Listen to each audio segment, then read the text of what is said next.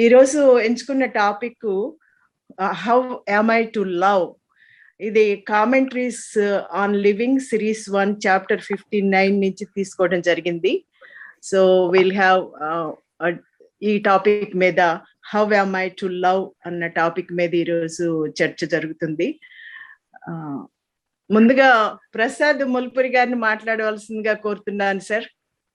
అందరికీ నమస్కారం అండి. And new year greetings for everybody and let me wish all the best to everybody, every participant. ఇకపోతే ఇది కొంచెం సెన్సిటివ్ టాపిక్ అండి, ఎందుకంటే it affects all of us. మనందరికీ it is about a rich man. We may not be rich, but we are all in the pursuit of economic activity. ఈయన అంటాడు, how am I to love అంటారు. ప్రేమించడం ఎలాగా అంటారు.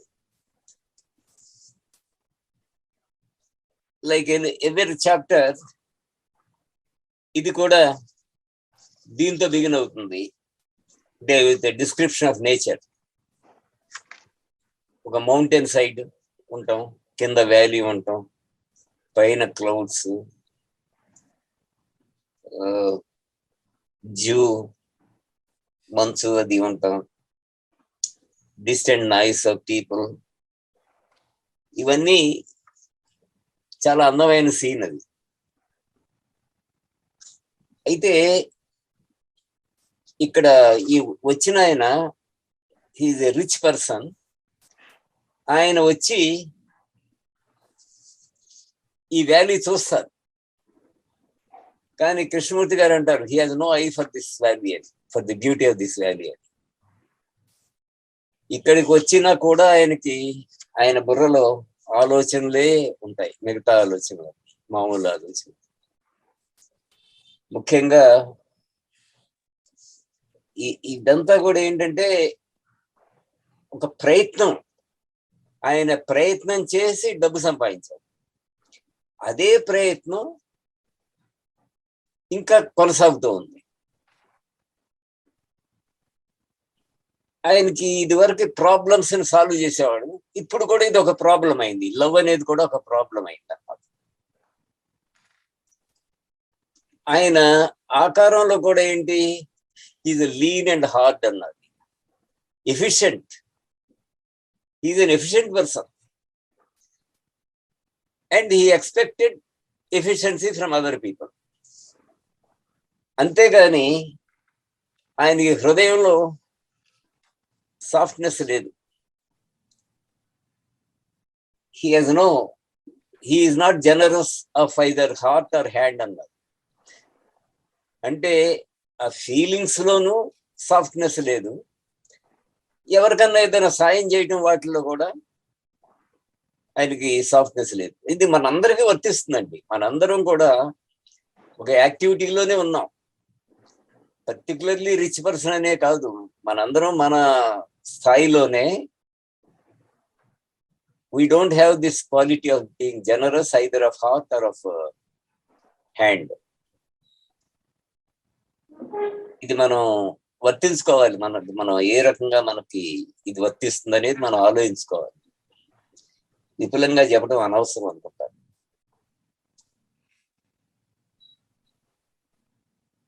ఆయన ఇదివరకు డబ్బు కోసం హంటింగ్ చేసేవాడు, ఇప్పుడు హీఈస్ హంటింగ్ ఫర్ గాడ్. దేవుడు కావాలి, ఇప్పుడు దేవుడిని పట్టుకోవాలి ఎలాగైనా. ఎందుకంటే ఆయనకి తెలుస్తూ ఉంది రోజుల దగ్గరకు వస్తున్నాయి.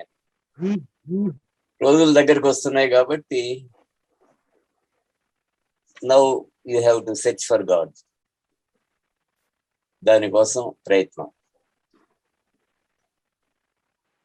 He wants to find a coin, a currency that will be valid in the other world. ఇక్కడ ఇప్పుడు మేము ఇండియాలో ఉన్నాం అనుకోండి, అమెరికా వస్తే మా ఇండియన్ కరెన్సీ పనికిరాదు. అలాగే when one dies and goes to what ever other world there is, ఇక్కడ పనికొచ్చే అమెరికన్ డాలర్స్ కానీ ఇంకా రూబుల్స్ కానీ ఇలాంటి పనికిరావు కాబట్టి he searching for a coin which will be useful, which will be valid wear ever he goes. అది ఆ ప్రయత్నం అన్నమాట. మన అందరం చేసేది అదే కదండి. చూడు కొట్టేసాను చూడు, చాలా పెద్దది కొంత ఎట్టుకోవాలి, చాలా పెద్దది. మ్యూట్ చేయండి సార్ ఎస్ఎం రెడ్డి గారు.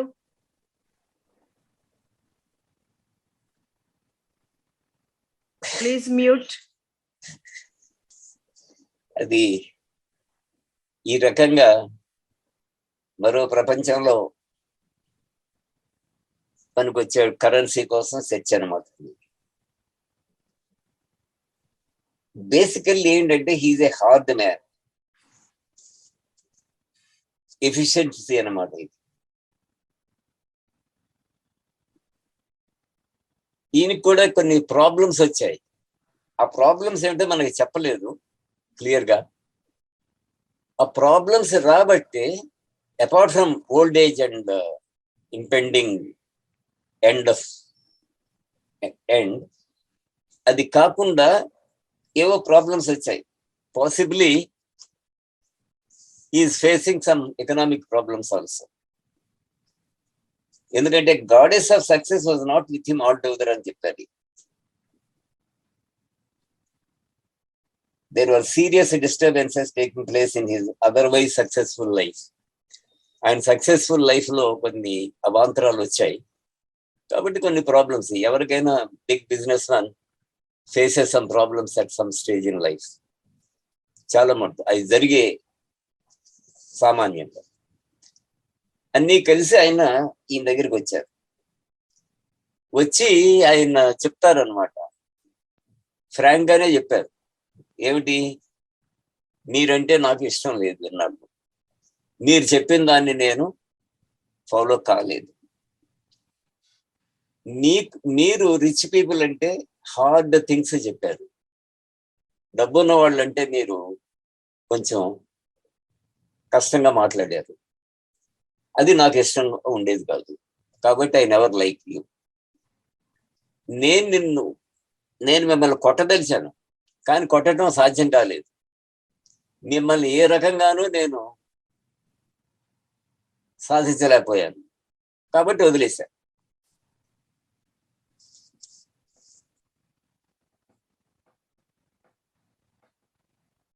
ఇప్పుడు నాకు ప్రాబ్లమ్స్ వచ్చాయి కాబట్టి now I want to become your friend. ఇప్పుడు ఏం చేయాలి నేను? ఇప్పుడు కృష్ణమూర్తి గారు ఎప్పుడూ కూడా రిచ్ పీపుల్ని పెద్దగా అప్రిషియేట్ చేయలేదు. On the other hand he always said, ఇప్పుడు దీనిలో కూడా అంటారు, to die rich is to have lived in vain అంటారు. అంటే చచ్చిపోయేటప్పుడు అధికమైన ధనంతో చచ్చిపోతే it means you have lived in vain అంటారు. ఈ మాట ఎవరికీ నచ్చదండి. అందరూ we want to hang on to our property still the end. ఇది only not only a rich man but everybody down the line వర్తిస్తుందని నాకు అనిపిస్తుంది. ఈ ఎకనామిక్ యాక్టివిటీలో ఆయన అంటారు, he had a look of cunning and calculation. ఆయనకి వచ్చిన విజిటర్కి ఆ లుక్ లో సాఫ్ట్నెస్ రాదు. అది ఆ cunning and calculation. Unless you are very calculative, unless you are very calculating, you can't succeed in business అనేది సామాన్యమైన అభిప్రాయం. కాబట్టి అది అలవాటు అయిపోతుంది. Over 30-40 years you develop that hard look, that calculating mind, అవన్నీ వచ్చేస్తాయి అన్నమాట. అవే ఈయనకి వచ్చాయి. అయితే ఆయనకి కూడా he had an easy air with a ready smile. Smile వస్తుంది, కాస్మెటిక్ స్మైల్ లాగా. కానీ దానిలో పెద్ద ఆర్ద్రత ఉండదు అనమాట.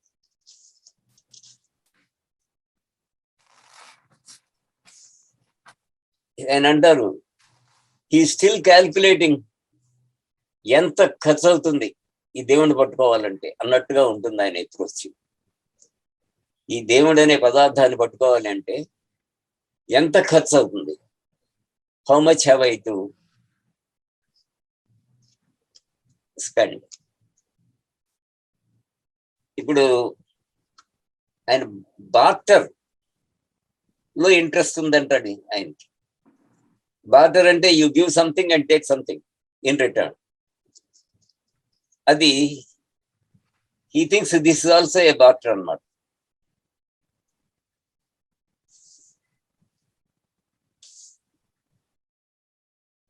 ఇప్పుడు ఎక్స్పోజ్, ఇప్పుడు వచ్చాడు ఆయన,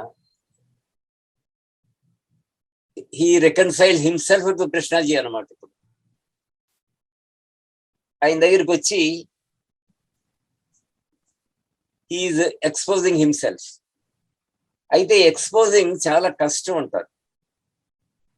ఏదో you don't want to reveal everything. ఇవాళ చక్రపాణి గారు రాలేదు, ఆయన చెప్పారు అనమాట, పేషెంట్స్ కూడా they don't want to expose everything అనమాట బిఫోర్ ఏ డాక్టర్. అలాగే కృష్ణాజీ దగ్గరికి వెళ్ళినప్పుడు కూడా nobody wants to reveal himself, expose himself. అది కబోర్డ్, అది కబోర్డ్ లో పెడతాము దాన్ని ఏదో. కానీ కొంచెం తెరిచిన అది స్పిల్ ఓవర్ అవుతుంది అనమాట.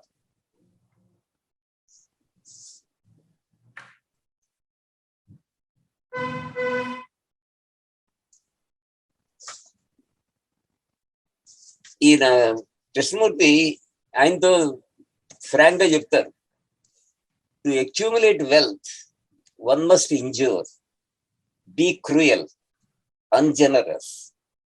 ఇవన్నీ, ఈ మాటలు ఎవరికి నచ్చవండి. డబ్బు సంపాదించాలంటే you have to be cruel, you have to be hard, you have to be ungenerous. ఇది డాక్టర్ గారు నవ్వుతున్నారు, ఇది అందరికి అప్లై అవుతుందండి, ఒక్కళ్ళకే కాదు. మనందరూ ఇప్పుడు మన ప్రొఫెషన్స్ అన్నిటిలో కూడా if you want to succeed you have to be competitive, you have to be ambitious, ఏదేదో చేయాలి, అవన్నీ చేస్తూనే ఉంటాం. డిజానెస్టీ అని కూడా అన్నారు, you have to be dishonest. There must be the search for power, the egocentric action, which is merely covered over by such pleasant sounding words as a responsibility, duty, efficiency, rights. Corporate life లో ముఖ్యంగా ఈ managers చెప్పేది ఇదే కదండి, corporate responsibility అని, efficiency అని, loyalty అని, ఇవన్నీ పదాలన్నీ పెట్టి ఎలాగోలాగా వాడి నుంచి ఎక్స్ట్రాక్ట్ చేయాలి వర్క్. ఇది it is something familiar to all corporate heads. ఈ వచ్చిన అతను పాపం కొంత ఆనెస్టీ ఉందనుకుంటా. Yes, that is all true and more అన్నాడు. నేను ఒప్పుకున్నాడు, ఇదంతా నిజమే అన్నాడు. నేను ఎవరిని గురించి ఆలోచించలేదు, ఎవరిని కన్సిడరేషన్ ఇవ్వలేదు ఎవరికి. రిలీజియస్ పర్స్యూట్స్ అన్ని కూడా రెస్పెక్టబిలిటీ కోసం. తిరుపతి వెళ్ళి ఒక ₹1,00,00,000 ఎట్టి ఒక కిరీటం, దేవుడికి కిరీటం చేయిస్తాను. ఎందుకది? For respectability. దాంతో నాకు విలువ పెరుగుతుంది, సంఘంలో నాకు ఇది వస్తుంది. ఎంతమంది చేయించట్లేదండి ఈ ₹1,00,00,000 పెట్టి ఈ ఆభరణాలు దేవుడికి వాళ్ళకి. ఇక్కడేమో కస్టమర్ని కానీ ఎంప్లాయీని కానీ వీళ్ళ మీదేమో హార్డ్ లుక్ ఉంటుంది, అక్కడికి వచ్చేదానికేమో చాలా జనరస్ ఇది వస్తుంది. ఇది సామాన్యం, మనందరికీ తెలిసిన విషయమే. మనం ఒప్పుకోం, ఎవరు ఒప్పుకోరు. ప్రతి దానికి I was the centre though I pretended not to be. నేను సెంటర్ కాదని చెప్పేవాడు. ఇది మీది అంటాను, ఈ కంపెనీ మీది అంటాను, కానీ but I am the centre actual. అలాగా ఐ సీ ఆల్ దట్. కానీ ఇప్పుడు నేనేం చేయాలి? అదంతా నిజమే, మీరందరూ నిజమే అని ఆయనే ఒప్పుకున్నాడు. కానీ నేనేం చేయాలి ఇప్పుడు?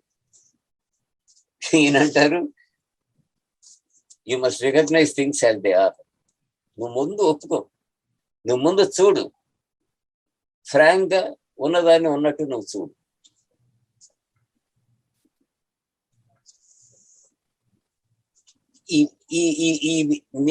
నీ బుర్రలో ఉన్న ఈ ఆలోచనల్ని ఎలా నువ్వు తీసివేస్తావు? హృదయంలో నీకు ఆర్ద్రత ఉంటేనే, నీకు కంపాషన్ అనేది ఉంటేనే ఈ ఆలోచనలు పోతాయి. అయితే ఆయన అంటాడు, how am I to love? నిజమే, మీరు అనేది నిజమే. ఈ ఆర్ద్రత ఎలా వస్తుంది నాకు? అదే కదా ప్రాబ్లం. నాకు ఆర్ద్రత లేదు అని నాకు తెలుసు, ఎందుకంటే ఐ హావ్ బీన్ రూత్లెస్ అన్నారు. నేను దయ లేకుండానే నేను ప్రవర్తించాను. ఇప్పుడు నేను ఎలోన్ అయ్యాను. ప్రాబ్లమ్స్ వచ్చాయో ఏదో వచ్చి, ఆ ప్రాబ్లమ్స్ ఏంటో మనకు సరిగా చెప్పలేదు అనుకోండి, వివరంగా చెప్పలేదు, కానీ ప్రాబ్లమ్స్ వచ్చాయి. ఐఎమ్ అట్టర్లీ ఎలోన్ అన్నట్టు. నేను ఇప్పుడు ఎలోన్ అయ్యాను. నాకు ఇప్పుడు లవ్ అనేది ఎలా వస్తుంది? హౌ డు ఐ లవ్ అని చెప్పి ఆయన అంటారు, should I give up my properties, my wealth? నాకు ఇంకా ప్రాపర్టీస్ ఉన్నాయి, అటన్నిటిని వదిలేయినా అంటారు. ఆయన ఎంతవరకు వెళ్ళాడు చూడండి. ఆ ప్రాపర్టీస్ కోసమే ఇన్నాళ్ళు స్ట్రగుల్ చేశాడు. చివరిలోకి వచ్చి should I leave those properties అంటారు. Should I give up my properties, my wealth అన్నారు. ఈయనంటారు, నువ్వు చాలా నీ చుట్టూ ఒక కోటల్ని నిర్మించుకున్నావు. ఆ కోటను తీసివేయటం అంత సామాన్యమైన విషయం కాదు, అది సాధ్యం కాదు అని ఇక్కడ అన్నారు. To die rich is to have lived in vain అని చెప్పారు. సారీ అండి, నాకేదో ఫోన్ వచ్చింది, but I leave it like that.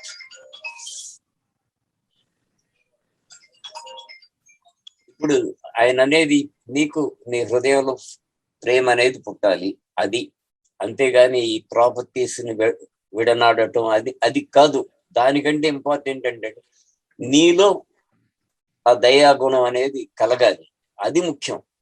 అంతేగాని not just living your properties. Krishnamurthy ఒక రకంగా మన అందరికి what he suggest is easy అండి. ఎందుకనంటే మనం జీవితం అంతా కూడా డబ్బు సంపాదన మీద చాలా తీవ్రమైన ప్రయత్నం చేస్తాం. ఆయన అనేది అదంతా వ్యర్థం అని. ఎందుకు? నీ అవసరాలకు తగినంత ఉంచుకో, కావాలి. ఆయన ఎప్పుడు కూడా ఇల్లు ఇలాంటివి సెక్యూరిటీ, మినిమం సెక్యూరిటీ వద్దని ఎక్కడా చెప్పలేదు. You need that minimum security. Security అందరికీ కావాలి, ఒక్కళ్ళకి కాదు.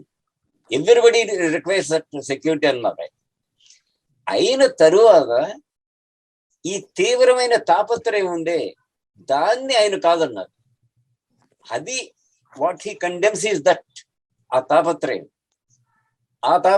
దాంట్లో వచ్చే కాంపిటీషను, దానిలో వచ్చే యాంబిషను, దానిలో ఆ రుత్లెస్నెస్ అని అన్నారు ఇక్కడ, అలాంటివి అనమాట.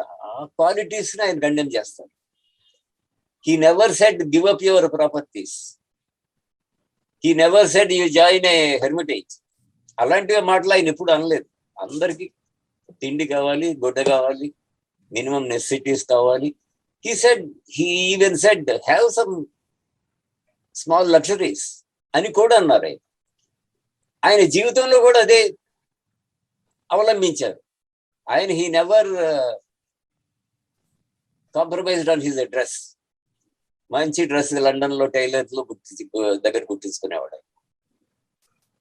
మైండ్ లో సింప్లిసిటీ ఉండాలి, మైండ్ లో ఈ కాబ్వెబ్స్ ఉండకూడదు, ఈ ప్రిజడిస్ ఇలాంటివి, ఈ తాపత్రయాలు. he always to my mind advocated that type of sane approach to life. ఆ sane approach is an easy approach అనిపిస్తుంది నాకు. ఎందుకంటే ఆయన పెద్ద సాక్రిఫైస్లు అడగలేదు ఎవరి దగ్గర నుంచి. So instead of thinking his approach is very hard to follow, we must appreciate that it is easy to follow అనేది నా ఉద్దేశం. సరే, ఇది అయిపోయిన తర్వాత the show of kindliness can be made to shine.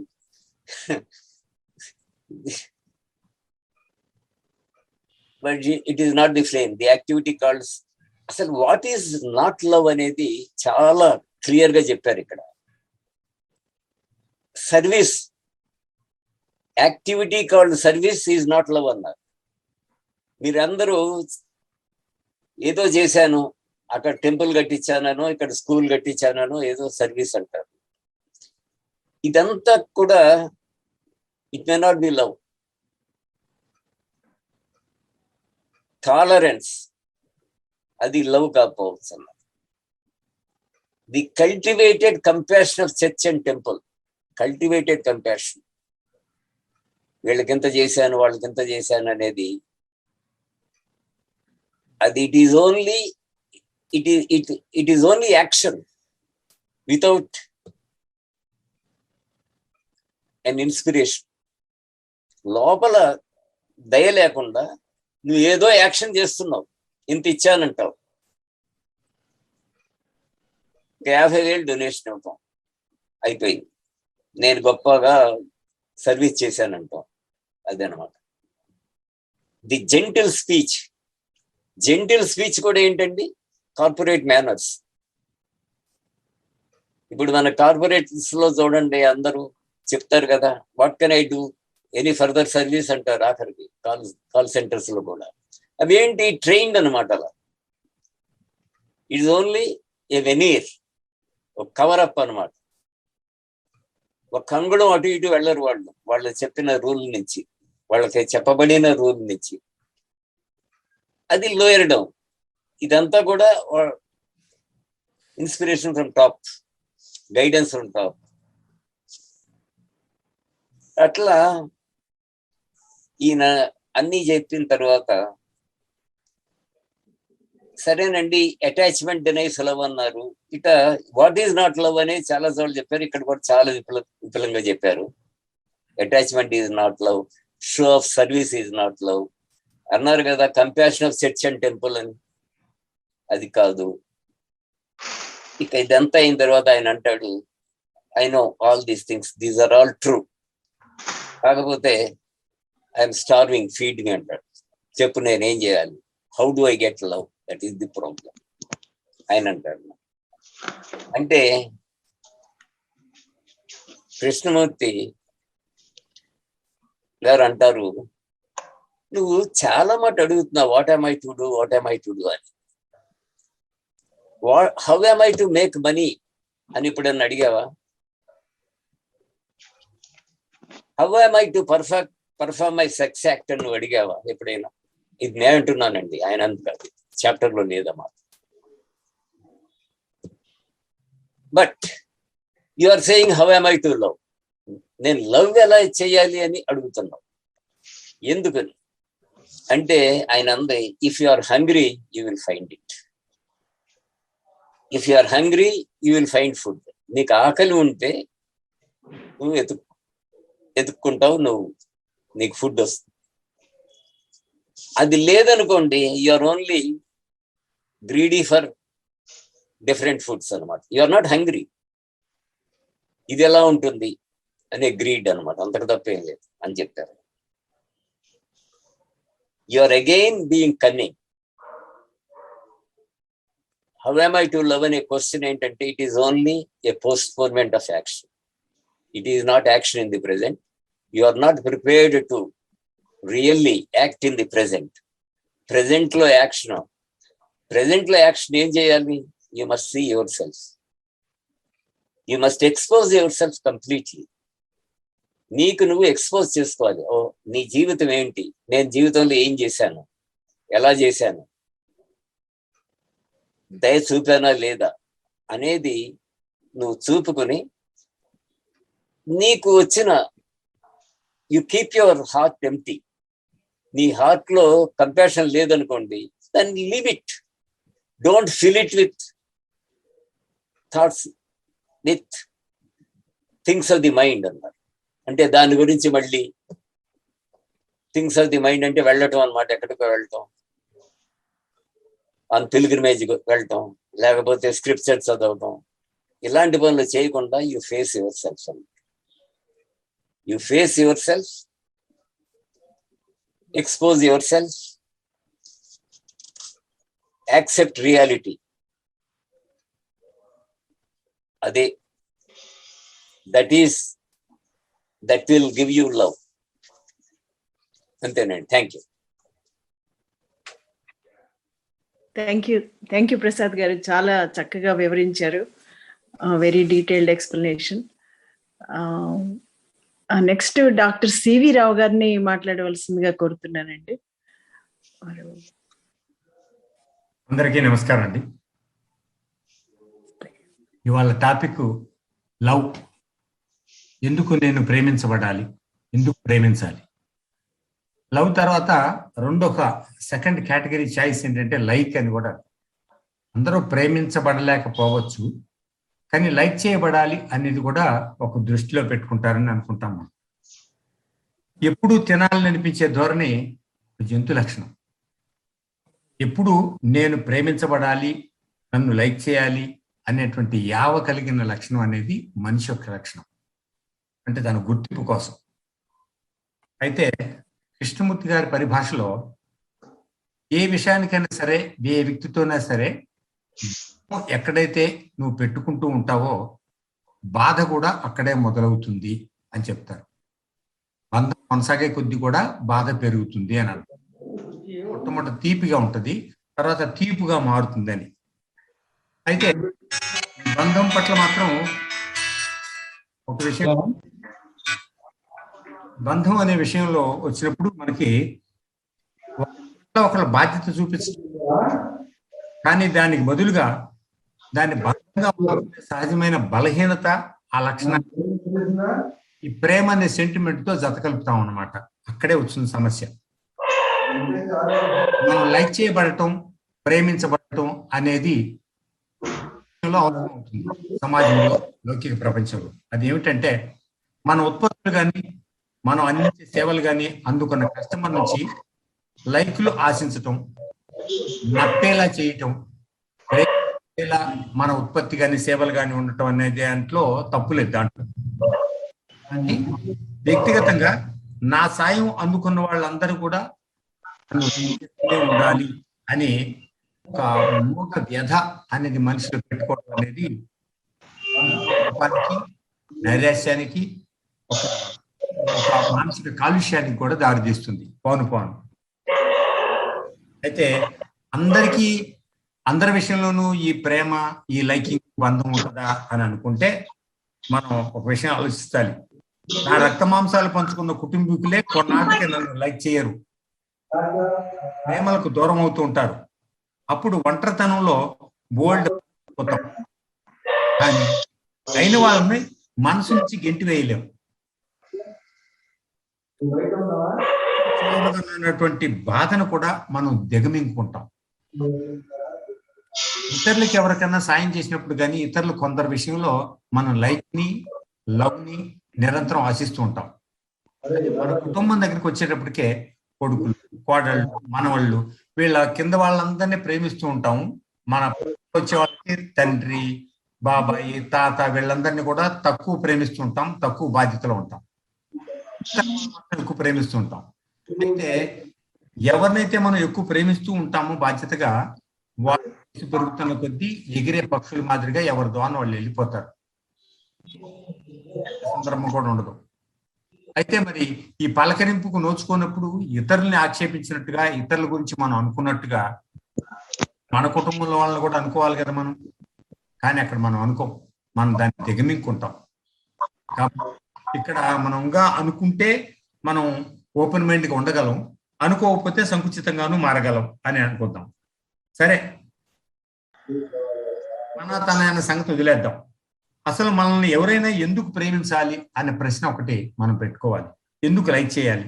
ఎప్పుడు మనం ఎంతమందిని నిరంతరంగా ప్రేమిస్తున్నాం? మనం ఎంతమందిని ప్రేమిస్తున్నాం మనం కూడా ప్రశ్నించుకోవాలి కదా. అది అయ్యే పని కాదు కదా అనుకుంటాం.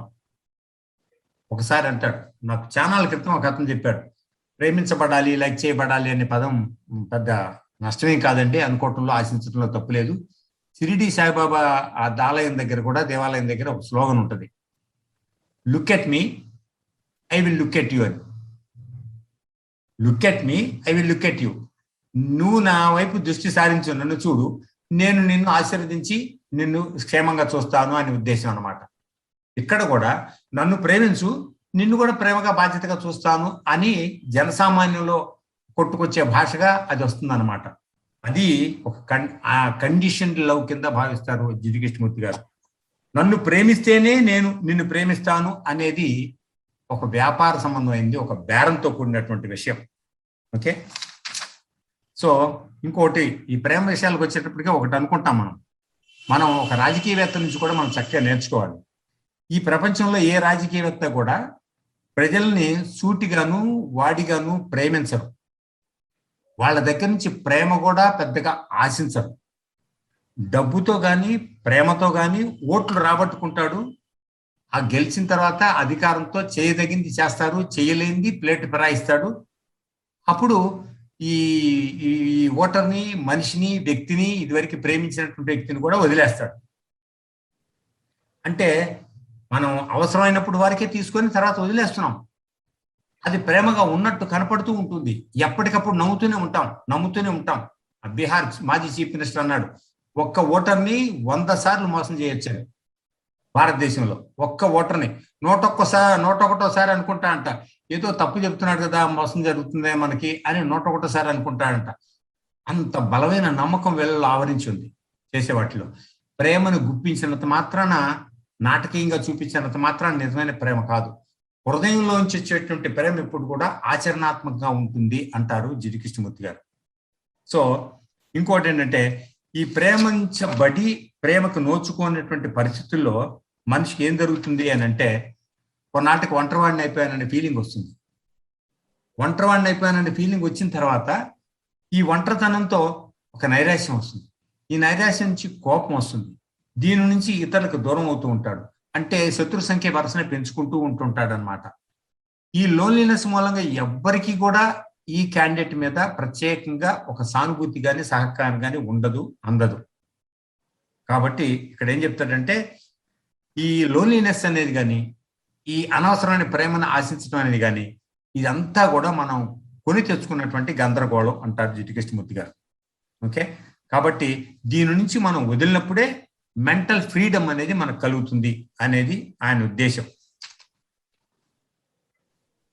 సరే, ఇంకొక మాట కూడా అంటారు, ఆ మాట చాలా బాగా నచ్చింది, నేను వీడియోలో విన్నాను. నేను ఇంకొకటి చేత నేను ప్రేమించబడాలి, నన్ను ఎందుకు నువ్వు ప్రేమించట్లేదు అని అనుకుంటే నువ్వు బెగ్ చేసినట్టేనన్నా, అంటే బ్రతిమలాడినట్టే, నువ్వు బెగ్గర అయిపోయినట్టే అన్నాడు. ఆశించటం అనేది జరిగితే, అంటే ప్రతి పని నుంచి కూడా నువ్వు చేయాల్సింది నువ్వు చేస్తావు, తెలియకుండానే ఆశించనక్కర్లేకుండానే పని జరిగిపోతుంది. కానీ అమితంగా ఆశించటం కానీ, అమితంగా కంటిన్యూగా ప్రేమించబడాలి అని అనుకోవటం కానీ తప్పు అంటాడు. ఇతరుల మీద అసలు ఆధారపడటమే తప్పు అంటాడు. ఇతరుల మీద ఆధారపడటం అనేటువంటి అన్యాపదేశం కనుక తగ్గించుకుంటే తనకు తానుగా స్వతంత్రంగా ఆలోచించగలడు. అంటానికి ఒక నిదర్శనం కూడా ఉంది. బాగా చదువుకున్నవాడు మంచి మంచి ఉద్యోగాలు చేస్తారు, లక్షలు సంపాదించవచ్చు. వాళ్ళు ఇతరుల మీద ఆధారపడతారు. తమ బుర్రలు బాగా పనిచేయించడం కోసం చాలా ఒక్కోసారి మాదక ద్రవ్యాలు కూడా వాడతారు, మంచి ఐడియాలు అటువంటి రావటం కోసం. లక్షలు సంపాదిస్తూ కొన్ని వేలు ఖర్చు పెడుతూ చివరికి జీవితంలో ఆ స్ట్రెస్ను భరించలేక 10 సంవత్సరాల ఆయుర్దాయాన్ని కూడా తగ్గించుకునేటువంటి దుస్థితి ఏర్పడుతుంది ఈ సోకాల్డ్ మేధావులు అనుకునే వాళ్ళకి. సరే, తక్కువ చదువుకున్నవాడు ఎప్పుడు కూడాను ఇతరులను అడిగే పని లేకుండా తనంతట తాను అనుభవం నుంచి కానీ చూస్తూ కానీ ఇతరులని పరిశీలిస్తూ కానీ గమనిస్తాడు. కాబట్టి ఏమిట్రా అసలు ఏమి చదువుకోలేదు, ఇంతట్లా సాధించాడు, ఇంతట్లా సంపాదించాడు అని కొంతమంది వ్యక్తుల్లో మనం అనుకుంటూ ఉంటాం. అంటే సహజంగా గ్రహించేటువంటి శక్తి, అనుభవం అనేది అతనికి ఉంది అన్నమాట అని అర్థం. కాబట్టి ఇతరుల ప్రేమని నోచుకోలేదు అని బాధపడటం నైరాశ్యం, ఇతరులు ఎప్పుడూ ప్రేమించాలి, నన్ను ప్రేమించు అని అడగటం అనేది దౌర్భాగ్యం. ఈ విషయంలో నువ్వు బిచ్చగాడి కింద మారుతావు అని ఆయన చెప్పారు.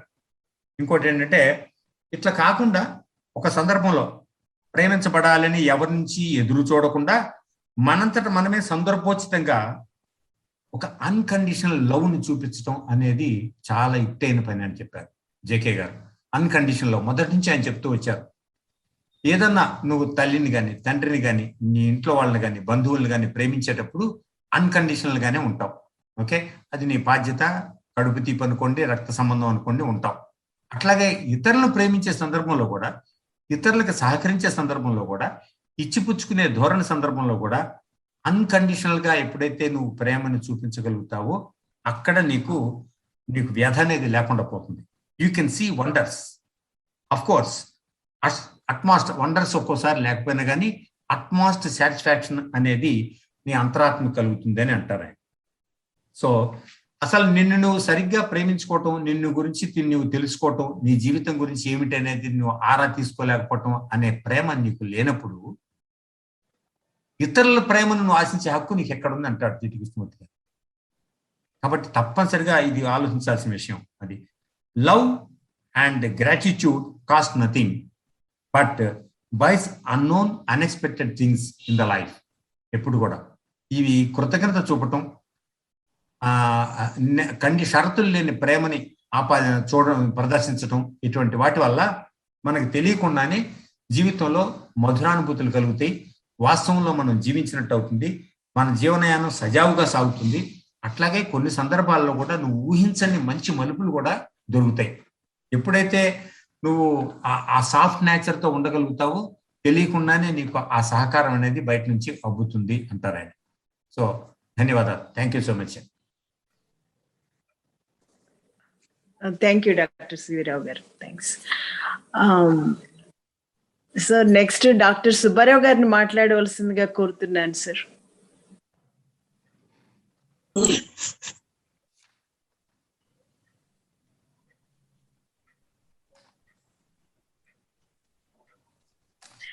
సార్ మ్యూట్ లో ఉన్నారు సార్. టాపిక్ ప్రేమ గురించి ఉంది. How am I to love? నేను ప్రేమించగలనా? To love, how am I to love అని చెప్పి అతను అంటాడు. అదొక అందమైన లోయ, అక్కడే వీళ్ళు కూర్చున్నారు. కానీ ఆ లోయను ఆ అందం కూడా తను చూడలేకపోతున్నాడు. ఎన్నో సమస్యల్లో ఉన్నట్టున్నాడు. అప్పుడు నిరంతరం సమస్యలతో ఉంటాడు. ఎందుకంటే అతను ఎక్కువ వ్యవహారాలు చేస్తుంటాడు, మనీ సంపాదనలోనే ఉంటాడు. తను చూడడానికి బాగా బలంగా ఉన్నాడు, ధనవంతుడు. అతను చిరునవ్వుతో ఉంటుంటాడు. ఆ లోయ వైపు చూస్తున్నాడు కానీ అక్కడ అందాన్ని మాత్రం అతను చూడలేకపోతున్నాడు. తన మొహంలో మార్దం అనేది లేదు. కఠినమైన గీతలతో అతని మొహం ఉంది. అతను ఎప్పుడు ఏదో వేటాడుతుంటాడు. అంటే ఏ పని చేసినా చాలా పట్టుదలతోటి కసిగానే చేస్తుంటాడు. ఇప్పుడు ఎన్నాళ్ళు ధనం గురించి చేసేవాడు, ఇప్పుడు అతను వేటాడే దైవం అంటే ఏమిటి, సత్యం అంటే తెలుసుకోవాలన్న కోరికతో అతను ఉన్నాడు ఇప్పుడు. సో ఏదైనా సరే అతను ఒక పట్టుదలతో వెళుతుంటాడు. అలా చాలా దూరం ప్రయత్నిస్తున్నాడు. ఎంతోమంది టీచర్ని గురువుల్ని కలిశాడు. ఇంకా అలా కొనసాగుతూనే ఉంది. దైవం అంటే ఏంటో తెలుసుకోవాలనుకుంటున్నాడు. ఆయన జిటి కృష్ణమూర్తి గారి చర్చలకు చాలా వాటికి వచ్చాడు. అందులో కూడా అతను ఎక్కువ కన్నింగ్నెస్, ఆ వంచనతోనే చూస్తాడు. అన్ని క్యాల్కులేట్ చేస్తుంటాడు, అన్ని లెక్కలు వేస్తుంటాడు. ఆ లెక్కలు వేయడంలో చాకచక్యం ఉంది. దైవం దర్శనం కోసం ఎంత ధనమైనా వెచ్చిస్తాను అనుకుంటున్నాడు. అది అతని విధానం. ఏదైనా సరే ఒక పద్ధతిలో వెళ్ళాలని అనుకుంటుంటాడు. కానీ తన ధనాన్ని కూడా తీసుకెళ్ళాలని తెలుసు. చనిపోయాక తీసుకెళ్ళాలని అతనికి తెలుసు. ఇక వేరే ఏదైనా తీసుకెళ్ళగలనా అంటే అదేంటో తెలియట్లేదు.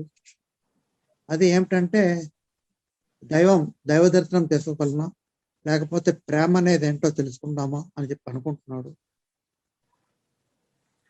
కానీ అతనికి by hand or by mind, ఆ హార్ట్లో కానీ, హృదయంలో కానీ, చేతులతో కానీ దాతృత్వం అనేది ఎప్పుడు లేదు.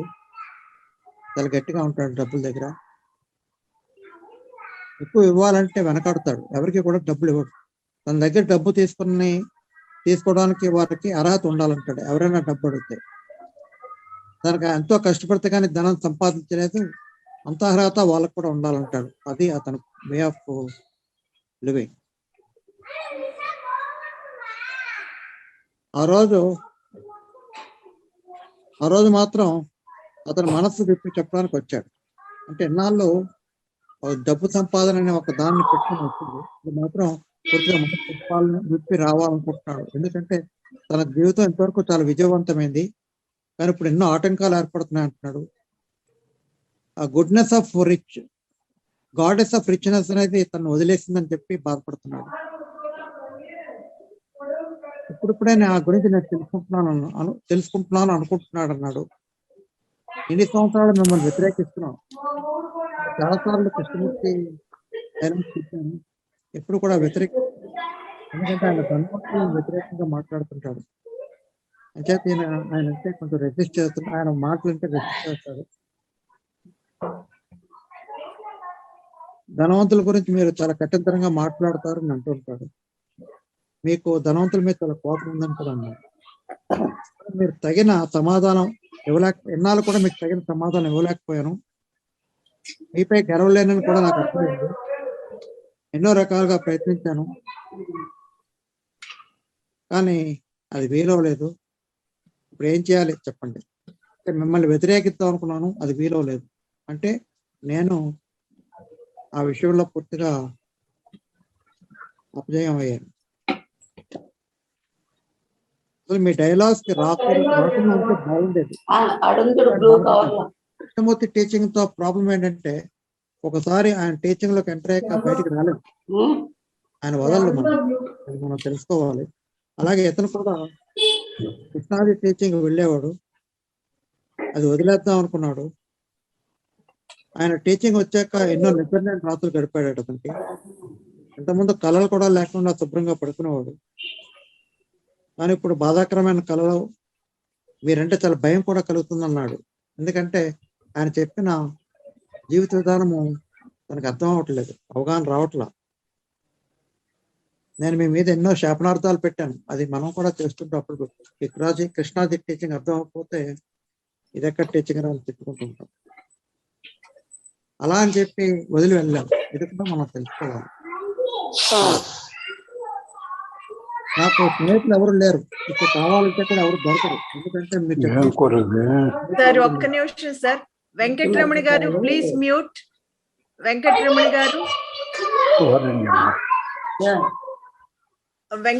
గారు మ్యూట్ చేయండి సార్.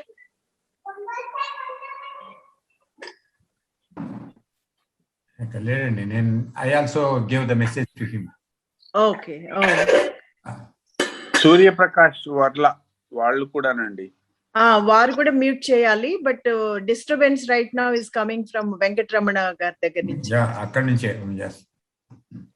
నేను హోస్ట్ కాదు, ఐ క్యాంట్ మ్యూట్ హిమ్.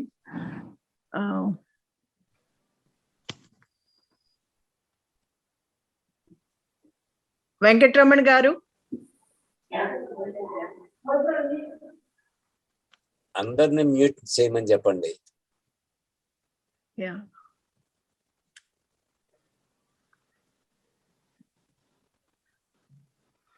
అందరూ మ్యూట్ చేయండి. సూర్యప్రకాష్ గారు మీరు కూడా మ్యూట్ చేస్తారా ప్లీజ్? ఎస్ మేడం, మ్యూట్ చేశాను. మ్యూట్ అవటం లేదు అండి, మీరు మ్యూట్ లో లేరు. వెంకటరమణ గారు మ్యూట్ ఇట్, ఎందుకంటే ఇది రికార్డ్ అవుతుంది. Yes then now. సూర్యప్రకాష్ గారు కూడా మ్యూట్ చేస్తే బాగుంటుంది, ఎందుకంటే మ్యూట్ చేశాను సార్, కానీ అది కనపట్లేదు. మ్యూట్ అవ్వలేదు sound. Okay sir.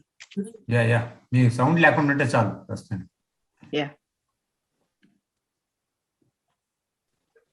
Okay sir, go head. నేను మీ మాటలు వినుకున్నా ఉంటే ఎంతో బాగుండేది అనుకున్నాను. మీ దగ్గరకు రాకుండా ఉంటే ఎంతో బాగుండేది. ఎన్నో నిద్రలేని రాత్రులు గడిపాను. ఇది కృష్ణాజీ స్పీచెస్ అలవాటు పడ్డా, అంటే వింటున్నారు, అవి వద్దనుకుంటున్నాడు.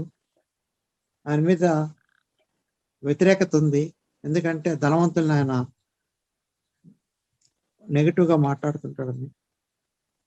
నిద్ర కూడా లేకుండా పోయింది ఆయన టీచింగ్స్ అని చెప్పి ఆయన చెప్పాడు, కృష్ణాజీతోనే చెప్పాడు.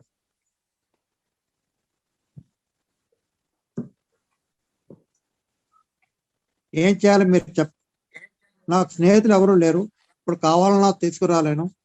నేను పూర్తిగా బహిర్గతం అయ్యాను. అంటే తన మనసులో ఉన్న మాటలన్నీ చెప్పగలిగారు. ఎందుకంటే మనలో చాలా మంది అన్ని మాటలు చెప్పలేం, కొన్ని దాచుకుంటాం. ఎందుకంటే it is very difficult to expose our self. కానీ ఈయన ఉన్నవన్నీ కూడా తను ఎక్స్పోజ్ చేసుకున్నాడు, చెప్పాడు. దానికి కృష్ణాజీ ఏమంటారంటే మనల్ని మనం బహిర్గతం చేసుకోవడం అంత సులువైన పని కాదంటాడు. ఎవరైనా తాను బహిర్గతం చేసుకోవచ్చా? మనకు మనసులో ఉన్నది మనం కూడా చూసుకుంటూ ఇష్టపడం, అలాంటిది బయటికి తెలియాలంటే ఇష్టపడడం అంటాడు. బట్ నిజంగా మీరు తెలుసుకోవడం చేయగలరా, లేక ఇంటెన్షన్ అనే పదాలతో ఆటలాడుతున్నారా అని చెప్పి అడుగుతాడు. నిజంగా మీకు జీవితం అంటే ఏంటో తెలుసుకోవాలి, ప్రేమ అంటే ఏంటో తెలుసుకోవాలి నిజంగా ఉందా? ఒకసారి మనసు విప్పితే మళ్ళీ మూసివేయడం వీలవుదని కూడా చెప్తాడు. కృష్ణాజీ భయపడతాడు, ఎందుకంటే మనం ఒకసారి ఎక్స్పోజ్ అవర్ సెల్ఫ్, మన మనసునంతా బహిర్గతం చేస్తే ఇక దాన్ని మూసివేయలేం అని చెప్పి కూడా చెప్తాడు. ఎందుకంటే ఒకసారి బహిర్గతం చేస్తే ఎప్పటికీ తెరిచే ఉంటుంది. ఆ తలుపులో రాత్రింపగలు అందులోని విషయాలు బయటికి పడుతూనే ఉంటాయంటాడు. మనం పారిపోవడానికి ప్రయత్నం చేస్తాం, కానీ అది బయటకు పడుతూనే ఉంటుంది. ఎవరైనా నిజంగా మనసును తెలియాలి అనుకుంటారా అని చెప్పి అడుగుతారు. నిజంగానే తెలుసుకోవాలనుకుంటున్నాను, నా మనసు విప్పి మాట్లాడాలనుకుంటాను ఆయన చెప్తాడు. అందుకే మీ దగ్గరికి వచ్చాను, దానికి ఏం చేయాలని అడుగుతాను. మీరు మనసు విప్పి మాట్లాడండి, చూద్దాం ఏం జరుగుతుందో. ధన సంపాదన అంటే బాధ కలిగించాలి, మిగతా వాళ్ళు బాధ కలిగిస్తే కానీ మనకు డబ్బు రాదు. ఆయన హౌ టు ఎర్న్ మనీ దాని గురించి చెప్తాడు. మనం వేరే వాళ్ళ మీద క్రూయల్గా ఉంటాము, వి బికమ్ అన్జనరస్, చాలా రూత్లెస్గా ఉంటాం. డబ్బు ఒక వ్యాపారి కానీ, ఒక ప్రొఫెషనల్ కానీ, ఒక డాక్టర్ కానీ, దేని కిందైనా సరే డబ్బు సంపాదనలో రూత్లెస్గా ఉంటాము, కన్నింగ్నెస్ పెడతాము, క్యాలిక్యులేషన్ ఉంటుంది. వి బికమ్ డిజానెస్ట్, అంటే అందులో నైతికత ఉండదు. అక్కడ అధికారం కోసం వెప్పర్లాడుతాం, డబ్బు ఉందంటే అధికారం కూడా కావాలనుకుంటాం. కానీ పెద్ద పెద్ద మాటలు మాట్లాడతాం, బాధ్యతగా ఉంటాం, ఇది నా డ్యూటీ, ఎఫిషియన్సీ ఉండాలి, ఇది కరెక్ట్, ఇది తప్పు, ఇలాంటి ఉన్నతమైన పదాలు వాడుతుంటాం. These are pleasant sounding words. ఇవన్నీ కూడా ఎగోసెంట్రిక్ యాక్షన్ అంటారంటే, ఎగోసెంట్రిక్ సెల్ఫ్ సెంటర్డ్ యాక్టివిటీస్. అంటే నా అహంకారాన్ని బయట పెట్టుకుంటున్నాను, డబ్బు సంపాదించిన అందులో గొప్ప పదాలు వాడతాను, నేను మంచివాడిని, నా డ్యూటీ, నా బాధ్యత అని చెప్పి. These are all egocentric activities, అంటే సెల్ఫ్ సెంటర్డ్ యాక్టివిటీస్. నేను అనేది ఒకటే దాంట్లో ముఖ్యం అన్నమాట. అవును, అది నిజమే. There has been no consideration of anyone. ఎవరి మీద నేను దాలి చూపించలేదు. The religious pursuits have been mere cloaks అంటాడు. అంటే నేను మతపరమైన ఇలాగా మీటింగ్లు రావడం, లేకపోతే దైవ దర్శన టెంపుల్కి వెళ్ళడం, ఇవన్నీ కూడా గౌరవ సూచకాలు, రెస్పెక్టబిలిటీ, అంటే ఒక ముసుగు కప్పిన గౌరవప్రదమైన విషయం. బట్ చేసే మాత్రం ధన సంపాదన ఉంది అంటాడు.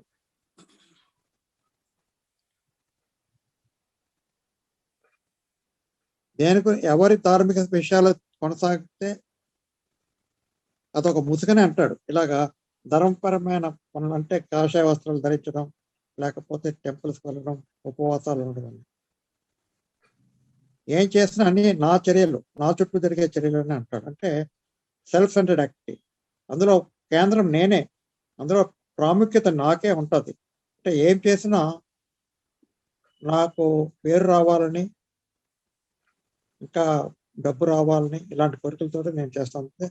నేను అనేది ముఖ్యం. నేను అన్నది ఎప్పుడు కూడా ఎగోసెంట్రిక్ యాక్టివిటీ, సెల్ఫ్ సెంటర్డ్ యాక్టివిటీ, ఇది సెల్ఫిష్ యాక్టివిటీ.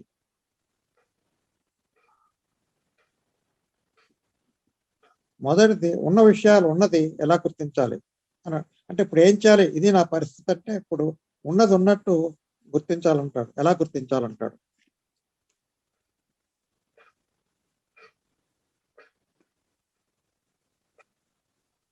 అక్కడ ఉండాల్సింది ప్రేమ కరుణ లేవు కదా, నీలో ప్రేమ కరుణ అనేవి లేవు. ఉండాల్సింది ఫ్లేమ్ వితౌట్ స్మోక్ అంటాడు. అంటే ఒక జ్వాల ఉండాలి, ఆ జ్వాలలో నేను నా చర్యలు లేకుండా ఉండాలి. నేనున్నంత వరకు అక్కడ పొగే ఉంటుంది, కానీ ప్రేమ ఉండదంటాడు ఆయన. ఫ్లేమ్ అంటే అది జ్వాల కింద లెక్క. ఉన్న విషయం ఎలా తుడిచిపెట్టేయాలి? మనసులో విషయాలు జ్వాల ఉంటేనే తుడిచివేయగలదా? విశ్లేషణ, త్యాగం, సన్యాసం ఇలా ఏవి కూడా ఉపయోగం లేదు కదా. జ్వాలంటే ఆ సాక్రిఫైస్ కాదు, అన్ని త్యాగం చేయడం కాదు. అది ఎటువంటి తుఫానైనా ఎత్తుకోగలదు. ఆ జ్వాల అనేది ఉంటే, ప్రేమ అనేది ఉంటే ఎటువంటి తుఫానైనా తెలుసుకోగలదు. కృష్ణమూర్తి గారు చెప్పే ప్రేమ అనేది మనం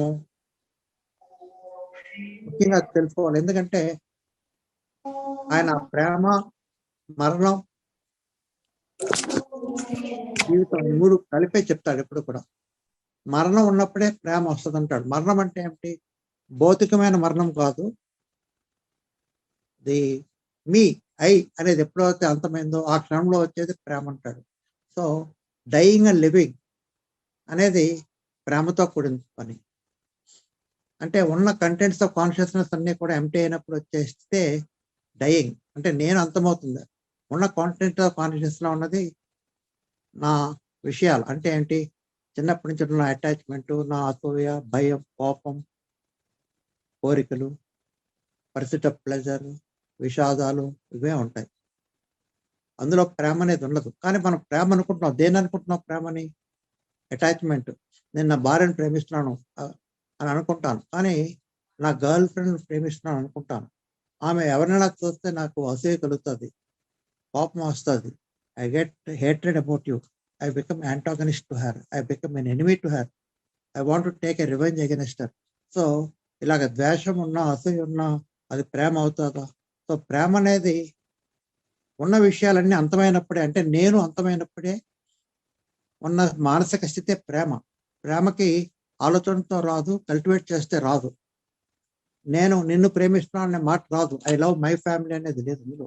ప్రేమ అంటే ప్రేమ అంతే, అది ఒక మానసిక స్థితి. అందులో నిన్ను ప్రేమిస్తున్నాను, నిన్ను ప్రేమించట్లేదు అనే మాట రాదు. అది it is nothing to do with sex, it is nothing to with pleasure. అది మనం ముందుగా అవగాహన చేసుకోవాలి. ఆ స్థితి కావాలని కోరుకుంటున్నాడు ఈ వ్యక్తి. అందుకని చెప్పి అతను కృష్ణాజీ దగ్గరికి వచ్చాడు. నేను ఎలా ప్రేమించగలను? ఎవరి మీద నాకు ప్రేమ, అనురాగం, ఆప్యాయతలు లేవు.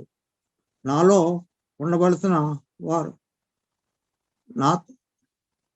నాతో ఉండవలసిన వారు ఎవరు రావటం లేదు. నేను ఇంతవరకు నిర్దయగా ఉన్నాను, నేను ఒంటరి అయిపోయాను. ప్రేమించుట ఎలా తెలుస్తుంది? ప్రయత్నిస్తే ధనంతోనూ ప్రేమ వస్తుందని అనుకునేంత అవివేకం కాను. అంటే డబ్బుతో కొని ఎవరికైనా డబ్బులు ఇచ్చి రమ్మంటే వచ్చేది కాదు. ప్రేమ అనేది అలా రాదు.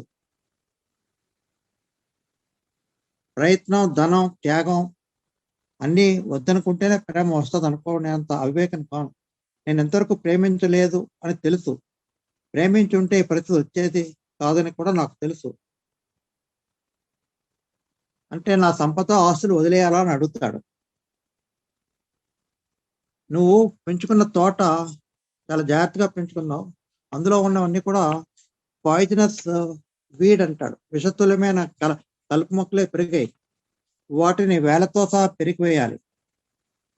బట్ ఎన్నాళ్ళు వాటి కాపాడుతూ చుట్టూరా కాంపౌండ్ వాళ్ళు కట్టుకున్నావు. అది చేయగలవా లేదో నాకు తెలియదు. ఎందుకంటే నువ్వు పెంచిన తోట చాలా ఎక్కువ, చాలా పెద్దది. వాటి చాలా తెలివిగా చాకచక్యంతో కాపలా ఉంచావు, గోడలను కాపలా ఉంచావు. అది బార్టర్తో వచ్చేది కాదు. వస్తు మార్పిడితో లేకుండా ఉంటే తీయగలవా? ఏమి కోరకుండా ఉన్నవి తీసివేయాలి. ధనవంతుడిగా చనిపోతుంటే వ్యర్థంగా జీవించటం అంటాడు. If you die as a rich man it is a vain thing అంటాడు. వ్యర్థం, జీవితమే వ్యర్థం అంటాడు. ఆ స్థితిలో చనిపోమంటే ఎప్పుడు ధనం ప్రోగు చేయడంలోనే ఉన్నందువల్ల ప్రేమ అనేది లేని స్థితిలో ఉంటుంది. ఎక్కువ సమస్యలున్నా ప్రేమ ఉండదు. ధనం ఆర్జన అనేది పెట్టుకుంటేనే ప్రేమ ఉండదు. ప్రేమ అనేది మనం కల్టివేట్ చేస్తే వచ్చేది కాదు. అది కృష్ణాది చెప్పాల్సింది. అసలు విషయం ఏంటంటే నీలో జ్వాల ఉండాలి. జ్వాల, ఆ ఫ్లేమ్, స్మోక్లెస్ ఫ్లేమ్ అంటాడు. అది నీకు హృదయంలో మనస్సును శుభ్రపరుస్తుంది. అది ఉంటేనే నీ మనస్సుని, హృదయాన్ని కూడా శుభ్రపరుస్తుంది. అప్పుడే నూతనమైన మనస్సు వస్తుంది అంటాడు. అంటే నిజం జ్వాల ఉన్నప్పుడే, అంటే ప్రేమ ఉన్నప్పుడే, ఆ ప్రేమ అనేది జ్వాలతో పోలుస్తాడు ఆయన. మనసులో ఉన్న లేకపోతే హృదయంలో ఉన్న అన్ని విషయాలని అది తొలగించేస్తుంది. విషయాలంటే కాలము, ఆలోచనతో వచ్చే విషయాలు, మన అనుభవాలతో వచ్చేవే. అంటే కోపం, భయం, అసూయ ఇలాంటివన్నీ, అవన్నీ కూడా తొలగిస్తుంది. అంటే నేను అనేది లేకుండా చేస్తుంది. అసలు విషయం ఏమిటంటే నీలో జ్వాల ఉండాలి. అది నీకు నీ హృదయం, మనసును శుభ్రపరుస్తుంది. అది వస్తేనే నీలో నూతనమైన మనసు వస్తుంది. అది మనసు పడితే వచ్చేది కాదు, కోరుకుంటే వచ్చేది కాదు, ఆలోచనతో వచ్చేది కాదు. దానికి కావాలంటే తెచ్చుకోలేవు. It is not a thing to be cultivate అంటాడు. ప్రేమ అనేది you cannot cultivate it. So ఇది మానసిక స్థితి. నేను ఉన్నంత వరకు ప్రేమ అనేది ఉండదు. ఆలోచన ఉన్నంత వరకు ప్రేమ అనేది ఉండదు. నువ్వు దయగా ప్రవర్తిస్తే అది దయ యొక్క ప్రదర్శనతో ప్రకాశం చేయవచ్చు అనుకుంటున్నావు, కానీ ఇది రాదు. సేవా కార్యక్రమాలతో అది పొందవచ్చు అని అనుకుంటున్నావు. అలా సేవా కార్యక్రమాలు మంచివే, చేయవచ్చు, కానీ అది ప్రేమ కాదంటాడు. నువ్వు సేవా కార్యక్రమాలు చేస్తే ప్రేమ కాదంటాడు. అలాగే నా ధనమును క్రమశిక్షణతో కూడిన సహనం, అలాగే చర్చి మసీదు పెంపొందించిన కరుణ, సున్నితమైన ప్రసంగం, మృదువైన ప్రవర్తన, విగ్రహారాధన, దైవాన్ని, క్రైస్తవుని ఆశయాన్ని ఆరాధించుట, ఇవేవి ప్రేమ కావంటాడు. సో ప్రార్థనతోటి, ప్రేయర్ తోటి ప్రేమ అనేది రాదంటాడు. డబ్బులతో రాదంటాడు. సేవా కార్యక్రమాలతో రాదంటాడు. సో మన పనులు ఏమి చేసినా నా పేరు కోసం లేకపోతే వేరే దాని కోసం చేస్తున్నాం. అందువల్ల మృదువుగా మాట్లాడటం ఉంటుంది, కానీ అది ప్రేమ కాదంటాడు. ఇవన్నీ నేను విన్నాను. వీటిలో దేనిలోనూ ప్రేమ లేదు. నా హృదయం ఖాళీ అయిపోయింది, ఎంప్టీ హార్ట్ అంటాడు. దీన్ని ఎలా నింపాలి? ఇది నా పరిస్థితి, ఏం చేయాలని చెప్పి మళ్ళీ అడుగుతాడు. అనుబంధం అనేది ప్రేమ కాదంటాడు. Attachment, I'm attached to my wife, I'm attached to my country. Attachment అనేది ప్రేమ కాదు. అటాచ్మెంట్ ఉన్న చోట అసూయ కూడా వస్తుంది. ఎందుకంటే నేను ప్రేమించిన అమ్మాయి వేరే వాడిని చూస్తే నాకు కోపం వస్తుంది, అసూయ కలుగుతుంది. సో అసూయ అనేది ఉన్నంత వరకు ప్రేమ రాదు కదా. కోపం ఉంటే ప్రేమ కాదు. బాధపట్లో ప్రేమ లేదు. Suffering is not love. అసూయ చాలా బలమైంది, అది ప్రేమను బంధించలేదు. సెన్సేషన్, సంచలనాలు, వాటితో వచ్చే సంతృప్తి ఎప్పటికీ అంతమవో, ఎప్పటికప్పుడు అంతమైపోతాయి. కానీ ప్రేమ తరగనిది అంటాడు. ప్రేమ ఇన్ఎగ్జాస్టిబుల్. ఆ మానసిక స్థితిలో నువ్వు ఏమి ఇచ్చినా ఏం చేసినా అది తరగతి అంటాడు. So do we have that mind with love. ఇవి మాటలు మాత్రమే.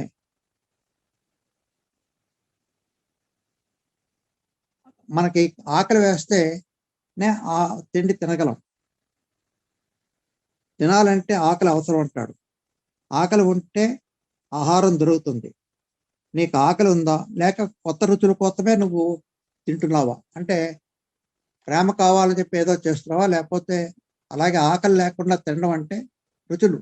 నాకు పలానా చోట స్వీట్ తినాలి, లేదంటే ఈ బిర్యానీ తినాలి, ఇలాంటి కోరికలు ఉంటే అది ఆకలితో ఉన్నది కాదు, ఓన్లీ రుచులే. అలాగే నీలో అత్యాశ ఉంటే అది ఏది కూడా సంతృప్తినివ్వదు. సో ఇవంతా ప్రేమ కాదంటాడు. అంటే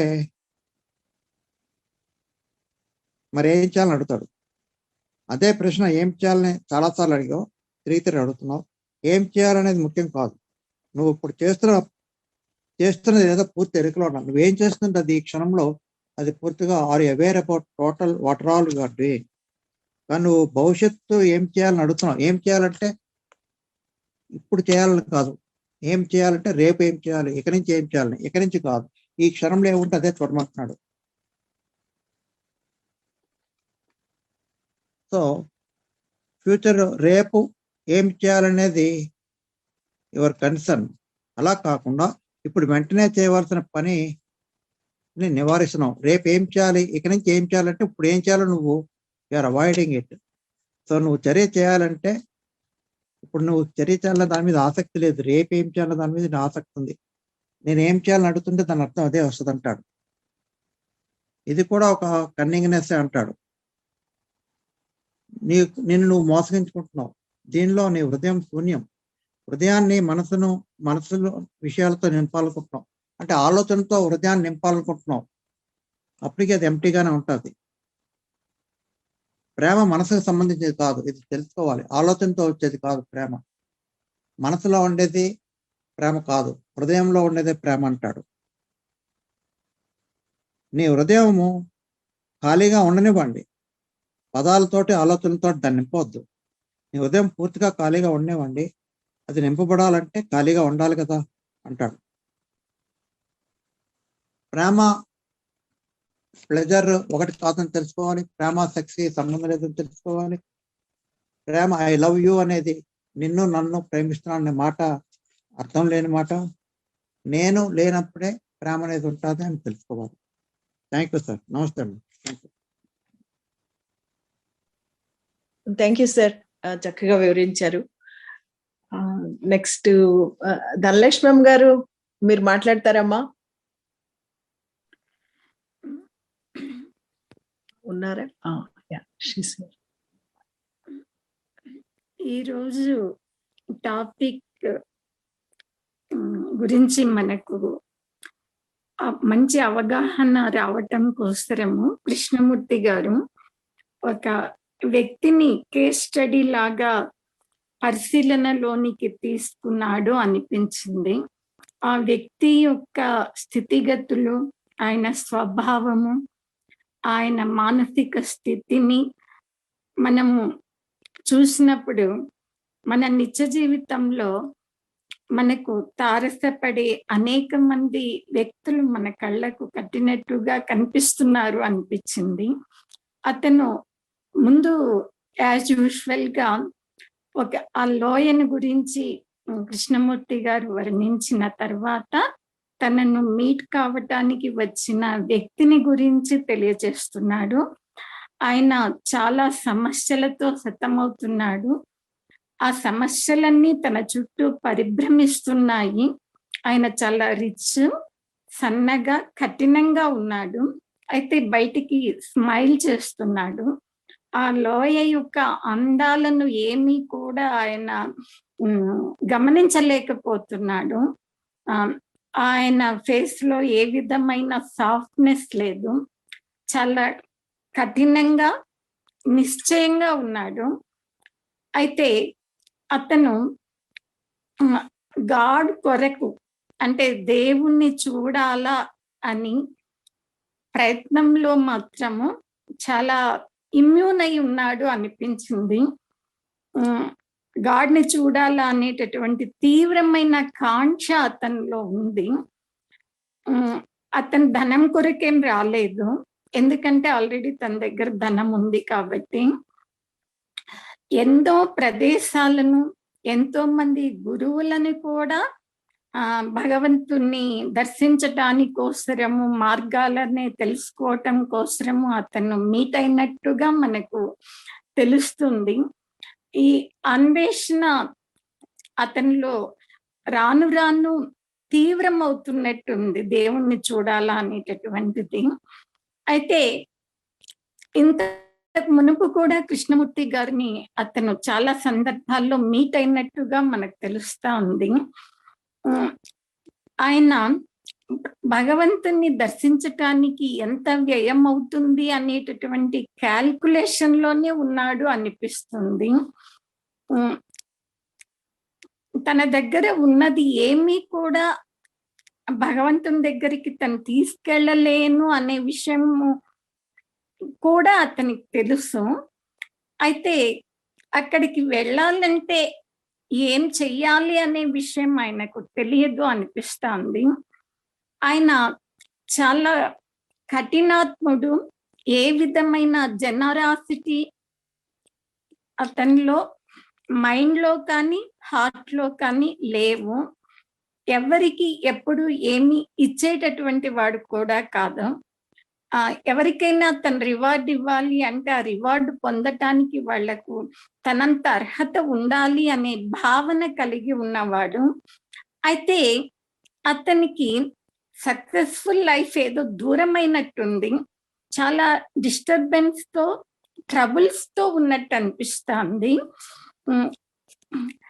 గాడెస్ ఆఫ్ సక్సెస్ అతని దగ్గర నుంచి దూరం అయినట్టుగా ఉంది.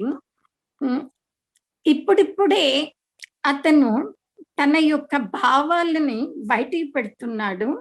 ఏమని అంటే కృష్ణమూర్తి గారితో ఆయన ఏం చెప్తున్నాడు అంటే, నేను ఇంతవరకు కూడా మిమ్మల్ని ద్వేషించాను, మీరు ఎప్పుడు ధనవంతులంటే ఇష్టపడరు అనే భావన నాలో ఉంది. నేను డైరెక్ట్ గా చెప్పకుండా చాలా సార్లు పరోక్షంగా మీ పట్ల వ్యతిరేకంగానే ఉన్నాను. ఇప్పుడు నేనేం చేసేది, నాకు భగవంతుడు కావాలి. మీ మాటల్ని ఇంతకు మునుపు నేను ఎప్పుడూ కూడా వినలేదు. ఇప్పుడు నేను చాలా ఫ్రస్ట్రేషన్ తో ఉన్నాను, నిద్రలేని రాత్రులు గడుపుతున్నాను, చాలా భయంకరమైన కళలు నాకు వస్తూ ఉన్నాయి. నాకు ఇప్పుడు ఫ్రెండ్స్ ఎవరూ లేరు. ఒకప్పటిలాగా ఫ్రెండ్స్ నేను కొంటే లభ్యమయ్యేటటువంటి పరిస్థితులు ఏమీ లేవు. అందుకే ఇప్పుడు నేను ఎక్స్పోజ్ అవుతున్నాను. అయితే ఈ ఎక్స్పోజ్ కావటము అనేది అంత సులభమేమీ కాదు. ఎందుకంటే అంతరంగం అనే కబోర్డ్లో అన్ని విషయాలను దాచేసి దాన్ని బీగమేసేసి ఇప్పుడు ఓపెన్ చెయ్యాలి అంటే ఏం చెయ్యాలి అనే విషయంలో ఒక క్వశ్చన్ మార్క్ అతనికి ఏర్పడినట్టుగా ఉంది అని కృష్ణమూర్తి గారు తన పరిశీలనలో తెలియచేస్తున్నాడు. వెల్త్ను అక్యుములేట్ చేయాలి అంటే ఎంతో క్రూరంగా, కఠినంగా, దయాదాక్షిణ్యాలు లేకుండా, ఎవరిని లెక్క చేయకుండా, కన్నింగ్ క్యాల్కులేషన్తో, ఎవరిని నమ్మకుండా, ఈగోసెంట్రిక్ గా ఉన్న వాళ్ళందరూ కూడా చివరికి ఎంతో సౌమ్యంగా ఉన్నట్టు పైన కనిపిస్తున్న వాళ్ళందరూ కూడా ఈ విధంగా ఏదో ఒక రోజు బయట పడతారేమో అని అనిపిస్తుంది. అయితే అది ఈ వ్యక్తిలాగా బయట పడకుండా భగవంతునికి ఏవేవో కానుకలు సమర్పించుకుంటూ ఉంటారు. తర్వాత దాన ధర్మాలు ఇలాంటివి చేస్తూ ఉంటారు. అలాంటి వ్యక్తిని వ్యక్తుల్ని గురించి మనకు నిశ్చితంగా కృష్ణమూర్తి గారు ఈ ఉదాహరణలో తెలియచేస్తున్నారేమో అని అనిపించింది నాకు. తర్వాత చివరికి ఎన్నో విషయాలలో ఎగ్జాంపుల్ లాగా, అంటే నీవు ఒక తోటను పెంచినప్పుడు అందులో అన్నీ కూడా విషపూరితమైనటువంటి మొక్కలే ఉన్నప్పుడు వాటిని ఎలా తొలగించాలి అనేటటువంటి ప్రయత్నం చేస్తున్నట్టుగా అనిపిస్తూ ఉందన్నమాట. చివరికి కృష్ణమూర్తి గారు ఏమని చెప్పారు అంటే,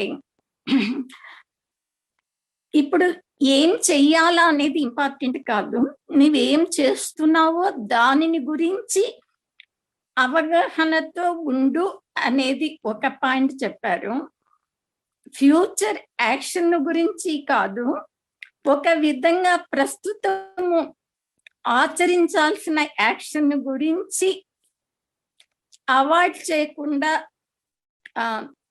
పరిశీలించాలి అనే పాయింట్ను ఒకటి చెప్పారు. తర్వాత యాక్షన్ గురించి కాకుండా ఏమి చేయాలనే అడుగుతున్నాడు అతను అనే పాయింట్ను ఒకటి కృష్ణమూర్తి గారు చెప్తున్నారు. మరలా కూడా కన్నింగానే ఉంటున్నాడు, హార్ట్ లో ఎంటీగా ఉంది.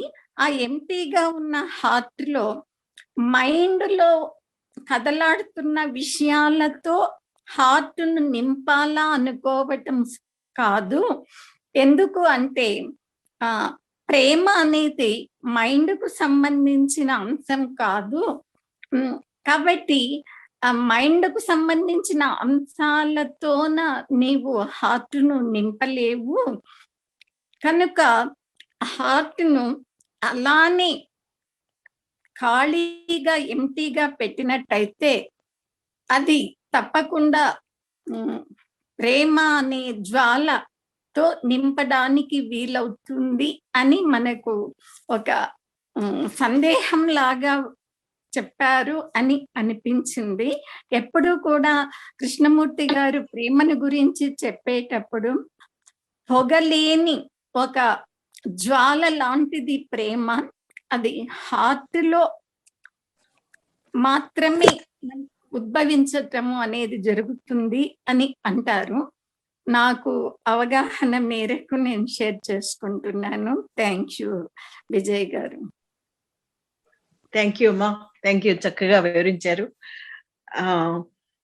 So next will move on to question answers అండి. సో ఎవరికైనా క్వశ్చన్స్ ఉన్నాయా? స్పీకర్స్ నలుగురు మాట్లాడారు, మీకు వారు మాట్లాడిన దాని మీద కానీ ఇంకేమన్నా క్వశ్చన్స్ ఉన్నాయా? మీరు చదివినప్పుడు మీకు రైజ్ అయిన క్వశ్చన్స్ కానీ ఏమన్నా ఉంటే కుడ్ యూ ప్లీజ్ మచ్చేంద్ర గారు, ఆర్ యూ హియర్? మర్చిపోయారు మీరు? లేదు, మీరు కనపడలేదు నాకు. ఓకే ఓకే, మాట్లాడండి సార్. ఓకే, అయితే ఈరోజు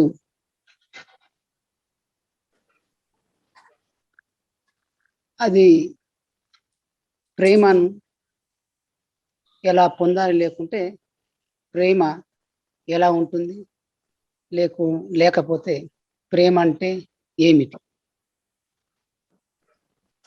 అయితే ఇక్కడ భాషకు సంబంధించి ఒక లిమిటేషన్ ఉంది. కృష్ణమూర్తి చెప్పిన విషయాన్ని అర్థం చేసుకోవడానికి మనకు ప్రధాన అడ్డంకి భాష. ఎందుకంటే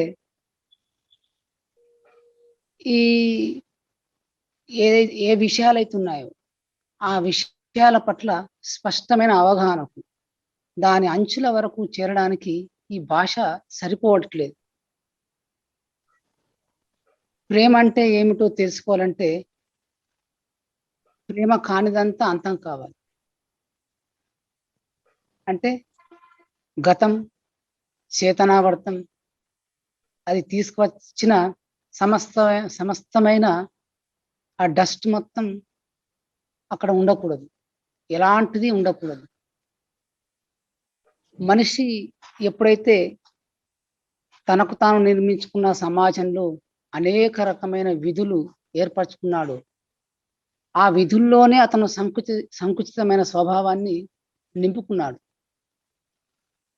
ఒకరు ఉపాధ్యాయులుగా, ఒకరు డాక్టర్గా, ఒకరు పోలీసుగా, ఒకరు రాజకీయవేత్తగా, రకరకాల విధుల్లో తాము ఎక్కడైతే తమకు అవకాశం ఉందో, అవకాశం ఉన్న దగ్గర వాళ్ళ యొక్క సంకుచితమైన ధోరణులు ఏదో ఒక రూపంలో దాచిపెట్టి తమ క్రూరత్వాన్ని అక్కడ చూపిస్తున్నారు.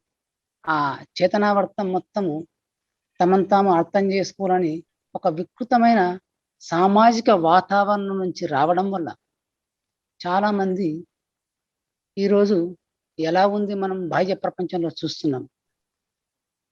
అయితే అదంతా వదిలిపెట్టి నాకు నేనుగా ఇది ఏమై ఉంటుంది అని ఒక పరిశీలన చేసుకుంటే, ఈ పరిశీలనలో మొట్టమొదటిగా వచ్చే అంశం, అసలు మనం జీవిస్తున్నామా? ఎప్పుడైతే మనిషి వర్తమానంలో జీవిస్తూ ఉంటాడో, ఆ వర్తమానంలో జీవిస్తున్న మనిషి మాత్రమే ప్రేమతో ఉండగలడు. ఎందుకంటే వర్తమానం లేనప్పుడు ఆ గతం నుంచి వచ్చిన వర్తమానం, భవిష్యత్తు ఊహించుకొని వచ్చిన వర్తమానం, నిబద్ధీకృతమైన కండిషన్ అయిన వర్తమానం ఉన్నప్పుడు దానికి తప్పనిసరిగా ఒక ప్రయోజనం ఉంటుంది. ఆ ప్రయోజనం పరిమితమై ఉంటుంది. ఆ పరిమితమైంది మనకు అనేక సమస్యలను సృష్టిస్తుంది.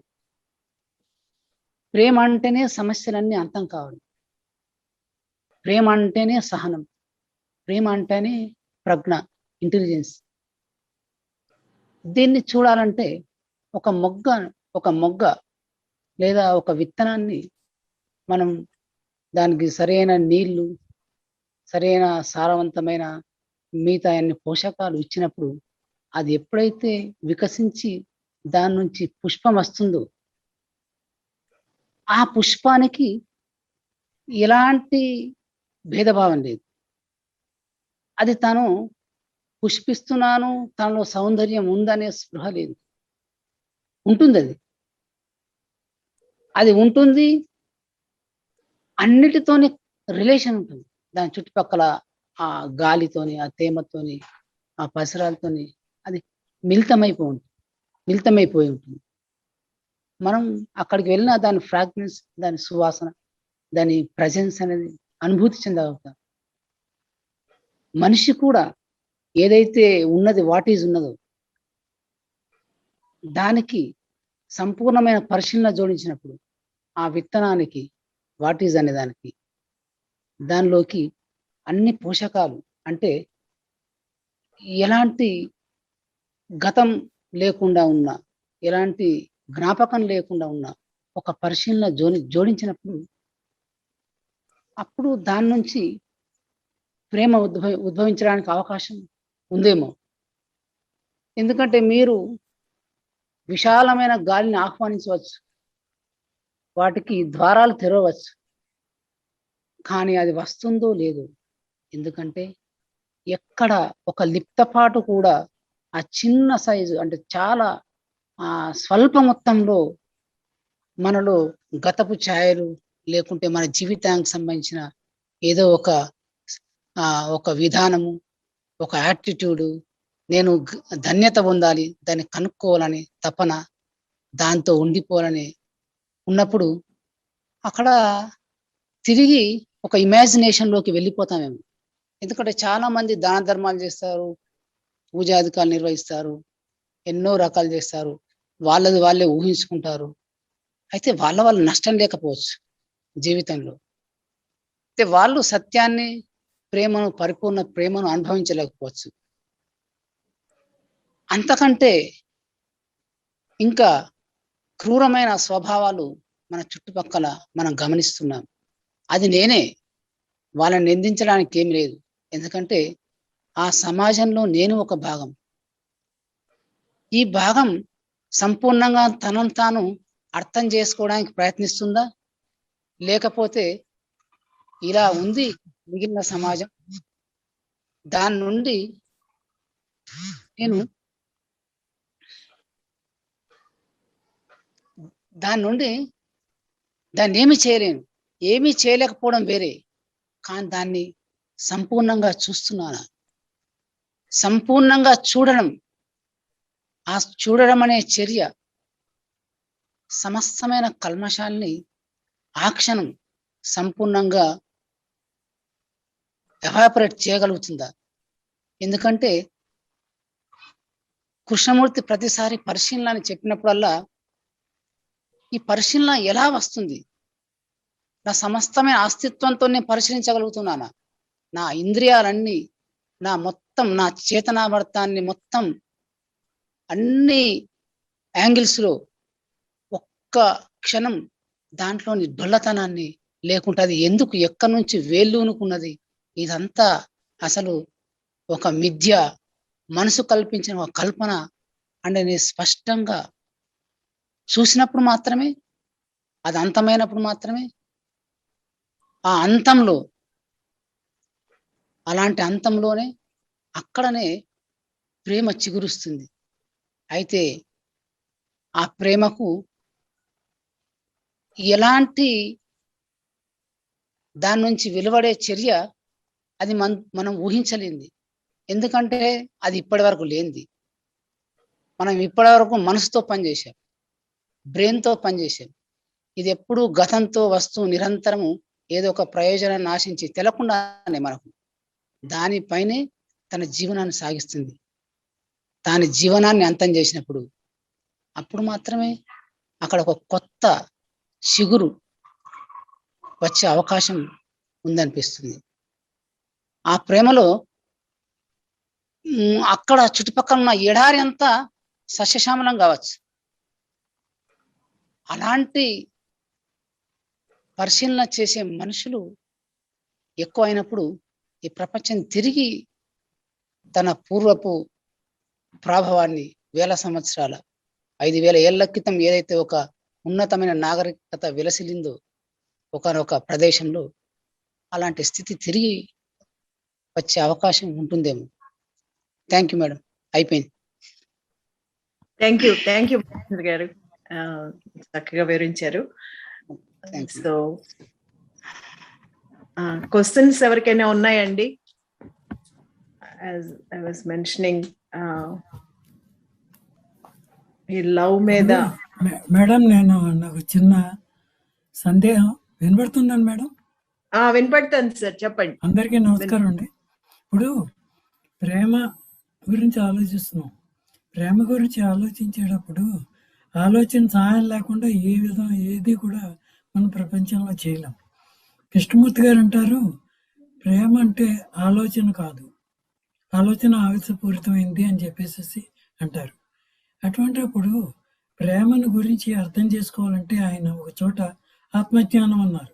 అంటే ఇది మన జీవితాలు అనే పుస్తకంలో నేను చదవడం జరిగింది. ఇది ఆత్మజ్ఞానం అన్నారు. ఆయన ఆత్మ గురించి కూడా అంత విశ్వాసం వ్యక్తం చేయలేదు. అది వదిలిపెడదాం. ఇప్పుడు ఆలోచన సహాయం లేకుండా మనం ఏది చేయలేం. అయితే ఈ ఆలోచన సహాయం తీసుకొని ప్రేమను ఏ విధంగా మనం నిర్వచించగలము, లేకపోతే ప్రేమను ఏ విధంగా మనం అర్థం చేసుకోగలం అంటారు? చెప్పండి మేడం. ప్రసాద్ గారు రెస్పాండ్ చేస్తారా సార్? ప్రసాద్ గారు, doctor Subbarao garu, please respond to his question sir. Shastri garu నమస్కారం అమ్మా. నమస్కారం సార్, చెప్పండి సార్. ఇప్పుడు మీరు అడిగిన ప్రశ్న బాగుందండి. అర్థం చేసుకోవడానికి ఎవరు ఉంటారండి? ఇప్పుడు అర్థం చేసుకోగలమా అన్నారు. ప్రేమ అనేది నేను లేనప్పుడు వచ్చే స్థితి. ఇప్పుడు ఈయన మచ్చేంద్ర గారు చాలా అద్భుతంగా చెప్పారు ప్రేమ గురించి. అది ఎలా ఉంటుంది, నా ఉనికి ఎప్పుడు వాట్ ఈజ్ లోనే ఉంటుంది. అది పూర్తిగా అంతమైనప్పుడు, అవగాహనతో అంతమైనప్పుడు వచ్చే స్థితి. ఆ క్షణంలో నేను లేను, గతం లేదు. గతం లేని స్థితిలో ఉండేది ఓన్లీ ఫ్రీడమ్, ఇంటెలిజెన్స్ ఉంటుంది, ఇంకేం ఉండదు. అక్కడ అర్థం చేసుకునేవాడు ఉండడు, అబ్జర్వర్ అనేవాడు లేడు. ఓన్లీ ప్రేమమయ స్థితే ఉంటుంది మైండ్.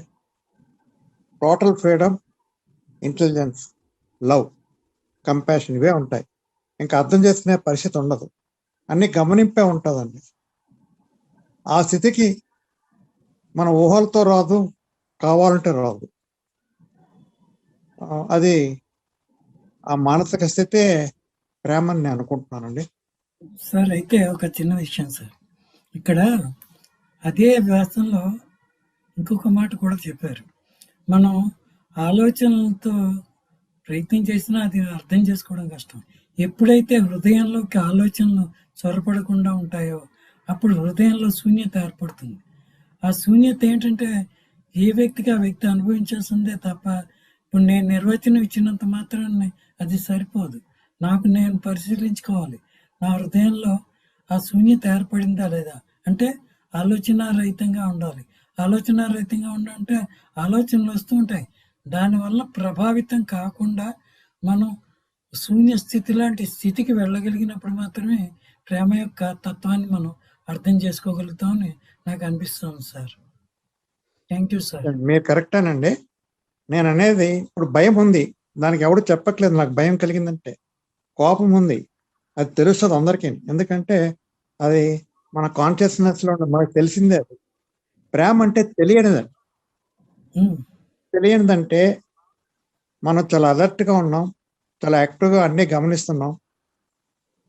తెలియని స్థితిలోకి వెళ్ళగలిగే స్థితిలోనే అన్నీ గమనిస్తుండగా తెలియని స్థితిలోకి వెళ్ళాలి.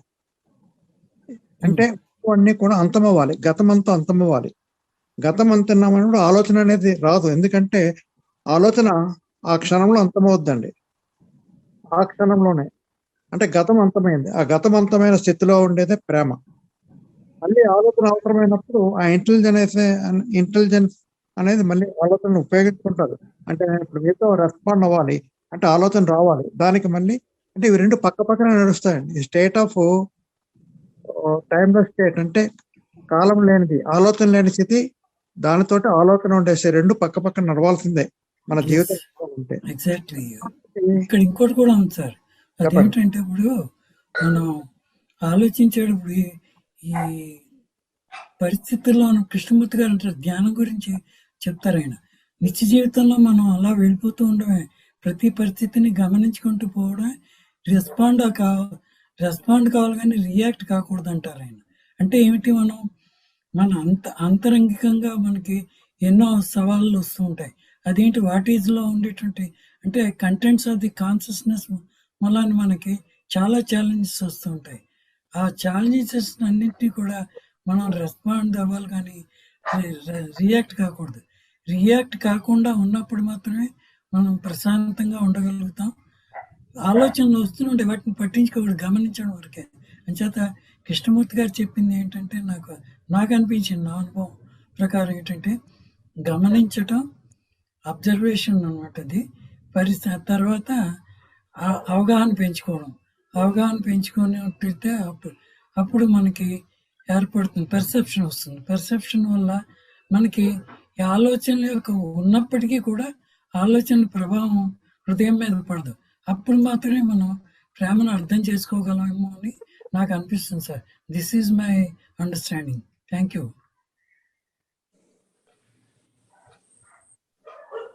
Thank you madam. అయిపోయింది. థ్యాంక్ యూ అండి. I have a question. Yes, Bindu, go ahead. Sir మరి మనం జనరల్ గా అనుకుంటాం కదా, మనం ఎవరైనా బాధపడుతున్నారు అనుకోండి, వెంటనే మనం రియాక్ట్ అవుతాం, అయ్యి వాళ్ళకి ఏదైనా హెల్ప్ చేయాలనుకుంటాం. లేకపోతే కొంచెం ఎవరైనా కష్టంలో ఉంటే అయ్యో మనం చెయ్యి పైకి తీయాలనుకుంటాం. అలా చాలా మంది చాలా విధాలుగా సొసైటీలో సేవ చేస్తానే ఉన్నారు కదా, వాళ్ళందరిది మరి ప్రేమ కాదంటారా?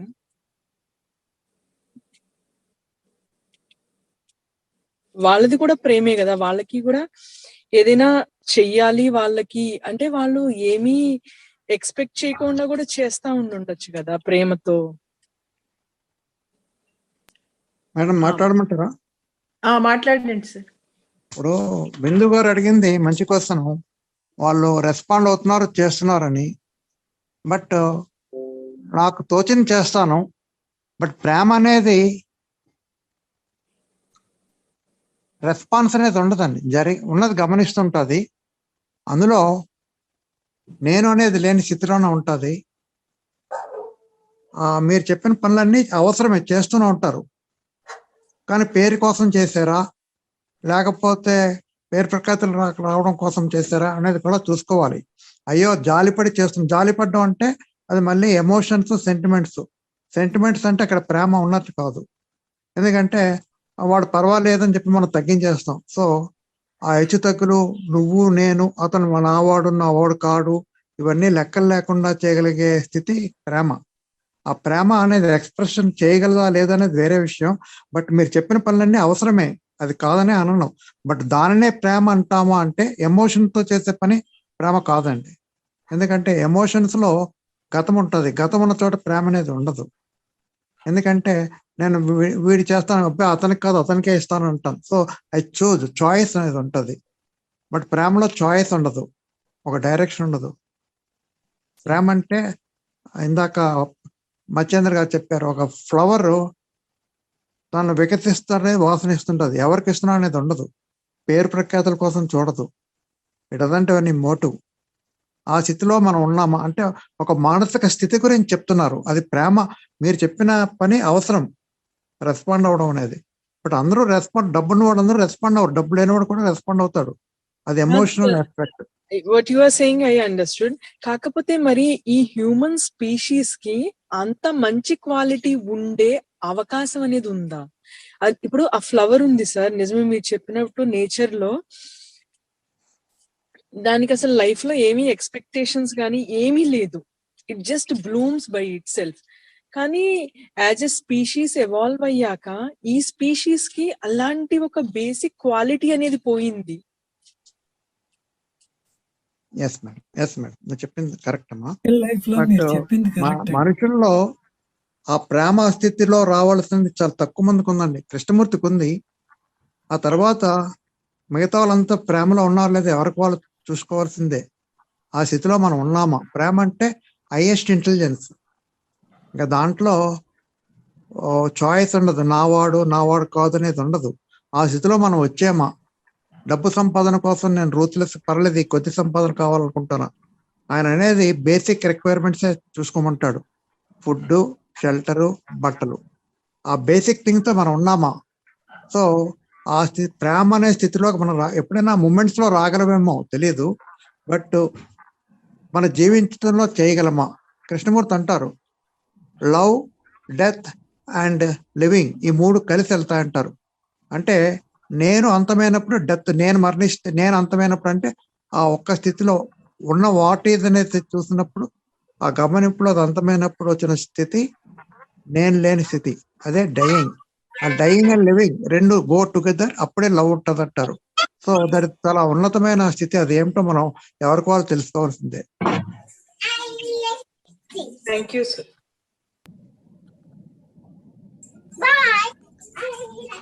థ్యాంక్ యూ అండి. సార్ బిందు అడిగిన క్వశ్చన్ లో ప్రేమ అంటే ఇప్పుడు ఈ థాట్లెస్ స్టేట్ లో ఉండాలి కదా sir, then the right action happens.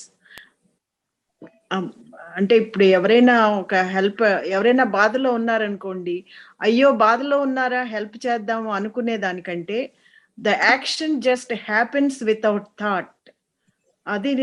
అదే కదా సార్ ప్రేమ అంటే. అంటే నేను లేని స్థితి ఉండాలి ఆ క్షణంలో నేను లేని స్థితి ఉందా అంటే అప్పుడు మనం ఏం చేసినా కరెక్ట్ గానే ఉంటుంది అంటారు కృష్ణాజీ.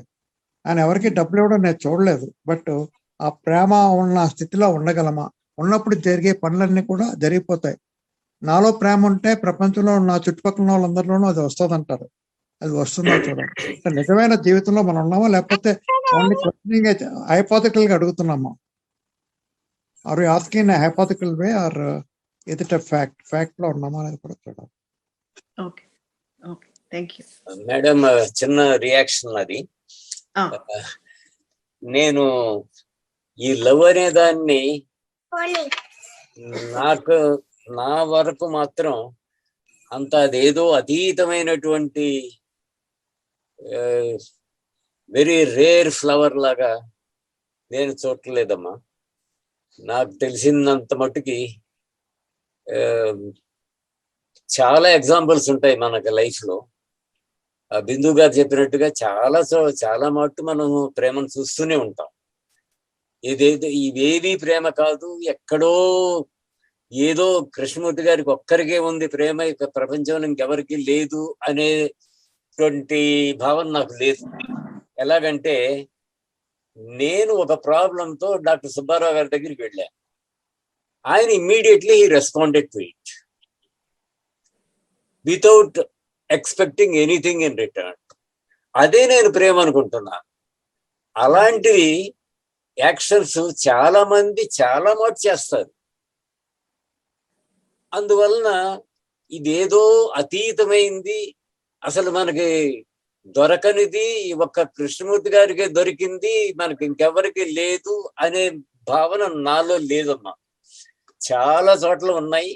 ఇప్పుడు బిందు గారు చెప్పిన యాక్షన్స్ అన్ని అలాంటివన్నీ, వాటిలోను where you don't expect anything in return and you just respond to a given situation. These are all normal human activities. కాకపోతే ఏంటంటే వాటికి రేర్ అయిపోతున్నాయి. ఇప్పుడు ఒక కలెక్టర్ గారు ఉన్నారు, ఒక ఇది వచ్చింది, ఒక డిజాస్టర్ వచ్చింది. ఆయన so long as he can respond with a sense of responsibility, that is good enough. అది కూడా లేకుండా పోతుంది. ఇప్పుడు మీరు ఏ గవర్నమెంట్ ఆఫీస్కి వెళ్ళినా ఏదో ఒకటి they want something in return extra, అవన్నీ మనకు తెలుసు. అలాంటి వాటినన్నిటినీ మనం గుర్తించాలి. That is where you don't find love. ఆలోచన లేకుండా ఉంటేనే ప్రేమ అనేది కూడా నేను అనుకోవట్లేదు. నా వరకు ఆలోచన ఆల్సో విల్ బి దేర్. ఇప్పుడు డిజాస్టర్ మేనేజ్మెంట్ చేయాలి అంటే ఆలోచన ఉండాలి. అది లేకుండా, ఆలోచన లేకుండా ఏదో లవ్ అనేది ఎక్కడో డిసెండ్ కాదు మనలోకి. థ్యాంక్ యూ అంతే. Thank you sir. I want respond అమ్మా, ఒక్క నిమిషం. చెప్పండి. ప్రసాద్ గారు చెప్పిన దానికి డాక్టర్ సుబ్బారావు ఆయనకి హెల్ప్ చేశాడు, అది లవ్ అన్నారు. బట్ అదే ఇంకో ఎక్స్ ఫోన్ చేస్తే నేను వెళ్తానా? ఏవైనా క్లోజెస్ అక్కడ చాయిస్ ఉందా లేదా? ప్రసాద్ గారు నాకు తెలుసు, వెంటనే వెళ్ళాను. బట్ వేరే ఇంకా ఎవరైనా నాకు తెలియని వాళ్ళు ఫోన్ చేస్తే నేను రాను, రేపు పొద్దున వస్తాను, లేకపోతే సాయంత్రం రండి అని చెప్తాను. బట్ అది ప్రేమ అంటామా? ఐఎమ్ చూజింగ్, అక్కడ చాయిస్ ఉంది అక్కడ. So I don't call it love. Love అనేది it need not be expressed, it is only state of mind. అది కృష్ణమూర్తి గారికి ఉందనేది కాదు. అక్కడ ఓన్లీ ఇంటెలిజెన్స్ యాక్ట్స్ అండి. ఇంటెలిజెన్స్ యాక్ట్ అంటే ఆలోచన లేదని నేను చెప్పను. గతం ఉండదు. గతం అంటే నేను లేని స్థితి.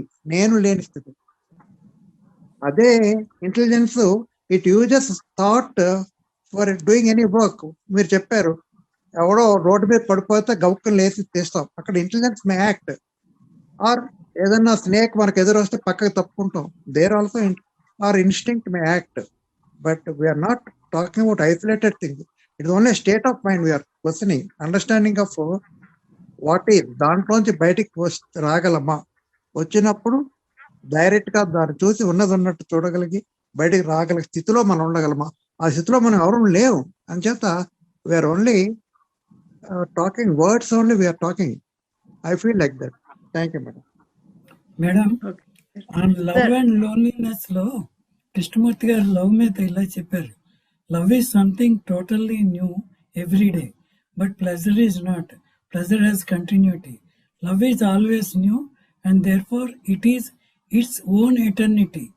కాబట్టి ఇలా తీసుకున్నట్టు ఇక్కడ మనం ఇప్పుడు బిందు మేడం గారు అన్నట్టు అది ప్రాక్టికల్గా మనం హ్యూమన్లో ఎక్స్ప్రెస్ అవుతుంది. ఎవరైనా ఆర్ట్ సర్కమ్స్టాన్సెస్లో ఉన్నప్పుడైతే మనం చేయగలిగినంత రెస్పాండ్ అవుతాం, అది సహజం కూడాను. అలా కాకుండా కృష్ణమూర్తి గారి వ్యూ ఏంటంటే ఆయన ఎటర్నిటీ ప్యూరిటీ పాయింట్ ఆఫ్ వ్యూలో వెళ్ళిపోతున్నారు. అటువంటి ప్యూర్ లవ్ ప్రజెంట్ డే సొసైటీలో దొరుకుతుందా అంటే కొంచెం ఆలోచించుకోవాల్సిందే. జనరల్గా ప్రతి వాళ్ళు రెస్పాండ్ అవుతాం. ఎవరైనా ఆపదలో ఉన్నా, లేకపోతే నేబర్స్కి ఏదైనా ప్రాబ్లం వచ్చినా వీళ్ళు respond and react to the extent necessary. అది madam. Thank you. Okay sir. అదే ఇప్పుడు ఎటర్నిటీ ఈస్ నాట్ కంటిన్యూటీ అంటారు కదా సార్. సో లవ్ కూడా అంత కంటిన్యూగా ఉండదు అని నేను కూడా అనుకుంటున్నాను. Love also is moment. అంటే మన ప్రాక్టికల్ వరల్డ్ లో తీసుకున్నట్టయితే what you say is true, but from the point of view of Krishnamurti garu it is true. There won't be any change in his personality of Krishnamurti like that of time. అంచేత కృష్ణమూర్తి గారి లాగా ఆలోచన చేసే విధానం అవన్నీ హృదయంలోంచి వచ్చేటప్పుడు ఆ లవ్ ఎటర్నిటీయే. కానీ మనం ప్రాక్టికల్ వరల్డ్లో ఉండేటప్పుడు ఆ లవ్ ఎటర్నిటీ కాదు, కట్టే ఎప్పటికప్పుడు చేంజ్ అయిపోతూ ఉంటుంది. అది madam.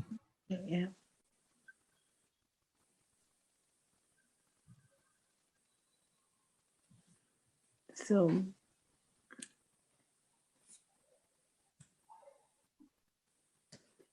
Next any more questions అండి?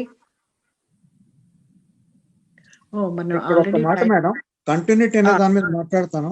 Only thought will have continuity అనుకుంటుంది అది, కానీ అది కూడా ఎండ్ అయిపోతుంటుంది. అండ్ లవ్ అనేది మూమెంట్ టు మూమెంట్ వచ్చేదే. State of mind comes from moment to moment. ఆ మూమెంట్ లోనే మొత్తం ఆల్ టైం ఉంది. థాట్ అనేది అది కంటిన్యూటీ ఉందనుకుంటాం, but that continue is only time bound. వేరే this eternity or state of mind, love అనేవి ఆ moment, that moment may few seconds or we don't know how we or not occasionally we may get a blissful state when we see a beautiful sunset, or sometimes we may see a state of mind lo we may have the timeless state, adi blissful state. ఆ blissful state లోనే ఉంది beauty, అదే eternity. But దాని continuity కావాలనుకుంటే మళ్ళీ ఆలోచన అవుతుంది, అదే ప్లెజర్ అవుతుందండి. సో కంటిన్యూటీ అనేది ఎప్పుడు కూడా ఆలోచన కోరుకుంటుంది. దేర్ ఇస్ నథింగ్ ఎటర్నల్ అనేది కూడా మన మాటలోనే ఉంది. ఓకే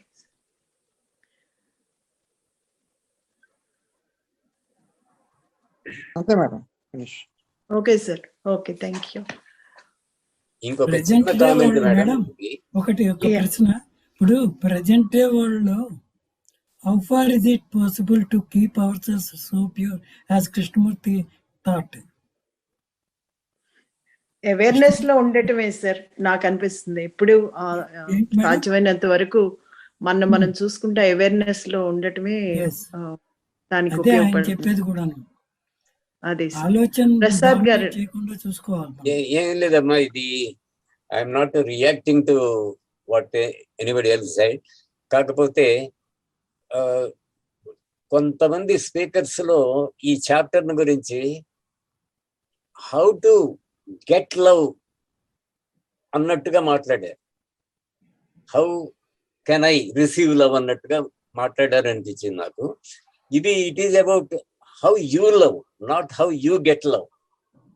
చాప్టర్ లో అది ఏంటంటే హౌ టు లవ్ అనేది, అంటే మనం ఎలా లవ్ చేస్తామని, అంతేగాని మనకి లవ్ ఎలా వస్తుంది అనేది కాదు. ఇది ఒక చిన్న clarification about some people's talk. అదే లోన్లీనెస్ దాంట్లో కృష్ణమూర్తి గారు అదే చెప్పారు, we should not expect love from anybody. చెప్పింది కరెక్ట్. అండ్ లవ్ కూడా ఇట్ ఇస్ ఎ ఫీలింగ్ కదా sir, it cannot be explained, only ఆ పర్సన్ కే తెలుస్తుంది. మేడం అంటే మీరు చెప్పింది ప్రజెంట్ వరల్డ్ అది ఫీలింగ్ కింద కన్వర్ట్ అయిపోయింది. Actually it is such a thing that we cannot give any emotional status to that. It remains eternal. అక్కడ ప్లెజర్ అయితే కంటిన్యూ అవుతుంది, అది ఎటర్నల్. అంటే ఇప్పుడు చూడండి, అలా పొంగుకో స్ప్రింగ్ ఉంది, స్ప్రింగ్ అంటే నీట్ అలాగే భూమిలోంచి తన్నుకు వస్తూ ఉంటుంది. అలాగే ఈ లవ్ అనేది కృష్ణమూర్తి గారు చెప్పిన ప్రకారం చూసినట్లయితే ఆ హృదయంలో నిండిపోయి ఉంటుంది. అది that won't be exhausted, that is the state. అటువంటి that state you can feel it, one can feel that state, right? One ఆ హృదయంలో పొంగుకొచ్చే లవ్ అనేది ఇట్స్ ఎ స్టేట్ అంటున్నారు. One can feel that person can feel it when it comes. Person will feel it, but others cannot. So you cannot even express. Others also can recognize that మన మాట మారిపోతుంది, మన action మారిపోతుంది, they can really see that.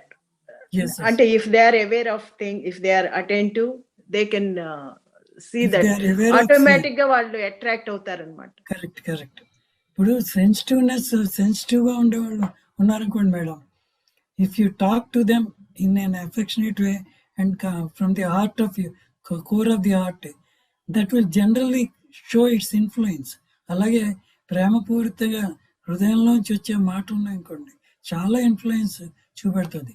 అందుకనే కొందరి సమక్షంలో మన మాటలు వింటుంటే వి గెట్ ఇన్స్పిరేషన్. అటువంటివి జరుగుతూ ఉంటాయి. దీస్ ఆర్ ఆల్ ఎగ్జాంపుల్స్ అండి.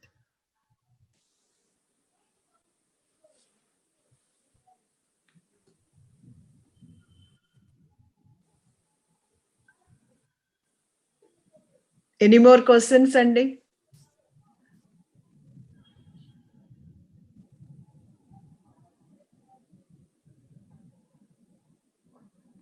ఒక చిన్న కామెంట్ అమ్మా. ఈ లవ్ అనే స్టేట్ ని there is a small saying in English.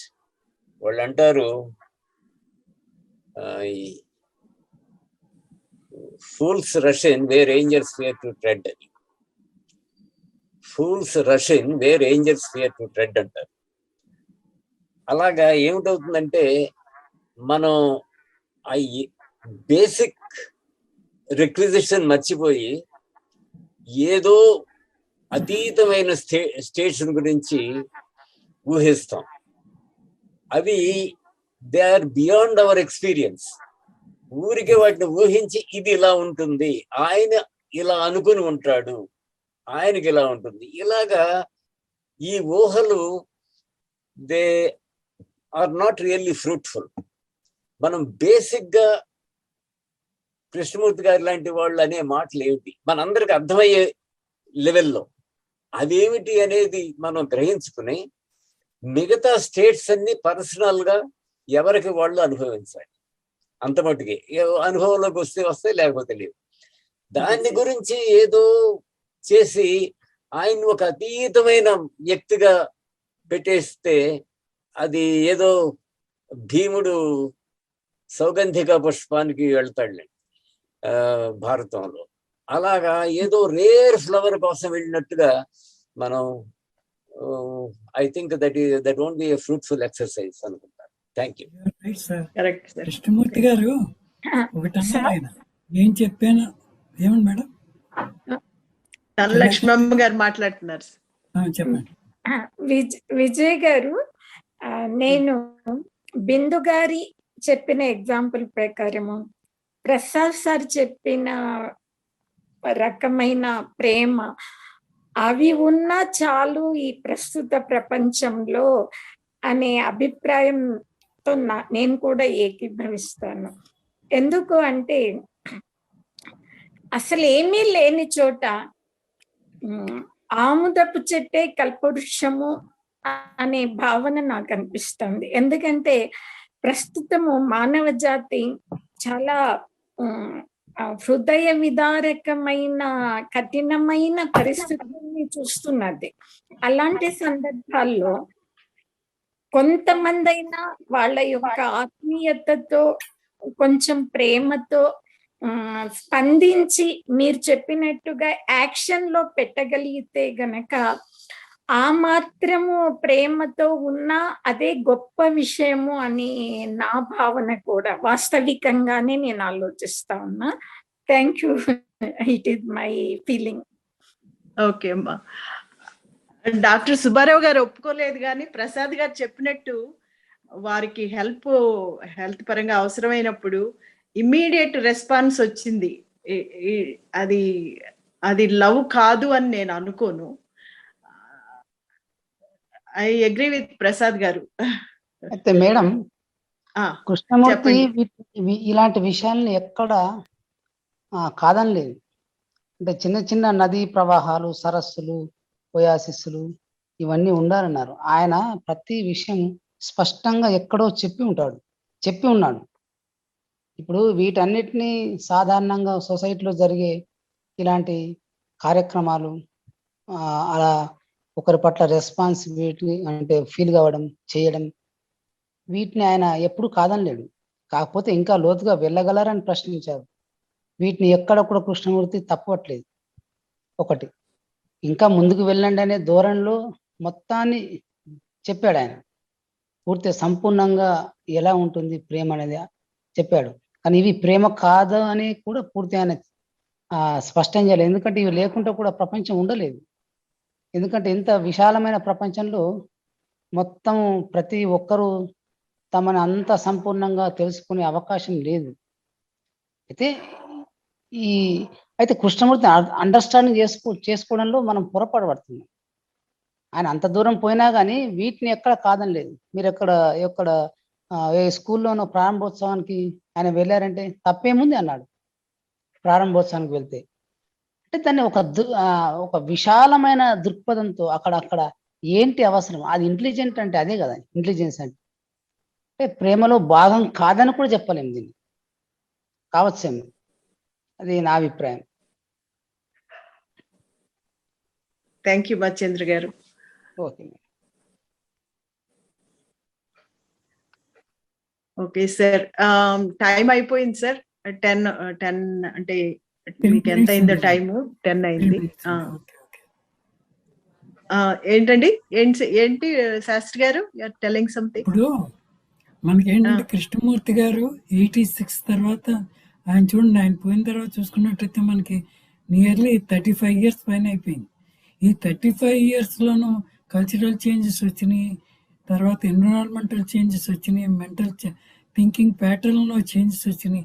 ఎంత ఇన్ఫ్లుయెన్స్ వచ్చింది. ఇంత ప్రెషర్స్ మధ్య మనం బతుకుతున్నాం. బ్రతికినా we are trying our best to balance the life and at the same time we want to be helpful to our neighbours and others అని చేస్తున్నాం. కాబట్టి ప్రస్తుత పాయింట్ ఆఫ్ వ్యూలో తీసుకున్నట్లయితే ఆ సిచ్యుయేషన్ తగ్గట్టుగా with some love what in respond కాగలం లేదా అని ఎవరికి వాళ్ళు ఆలోచించుకొని చేయడం బాగుంటుందని నాకు అనిపిస్తుంది మేడం. Thank you. అందరూ చాలా చక్కగా వివరించారు sir. So let's conclude sir. Thank you all. Thanks to all the speakers and participants. Thank you. Thank you madam. నమస్కారం. నమస్తే. Thank you. Thank you madam. Thank you. Thank you. Thank you madam. Thank you very much.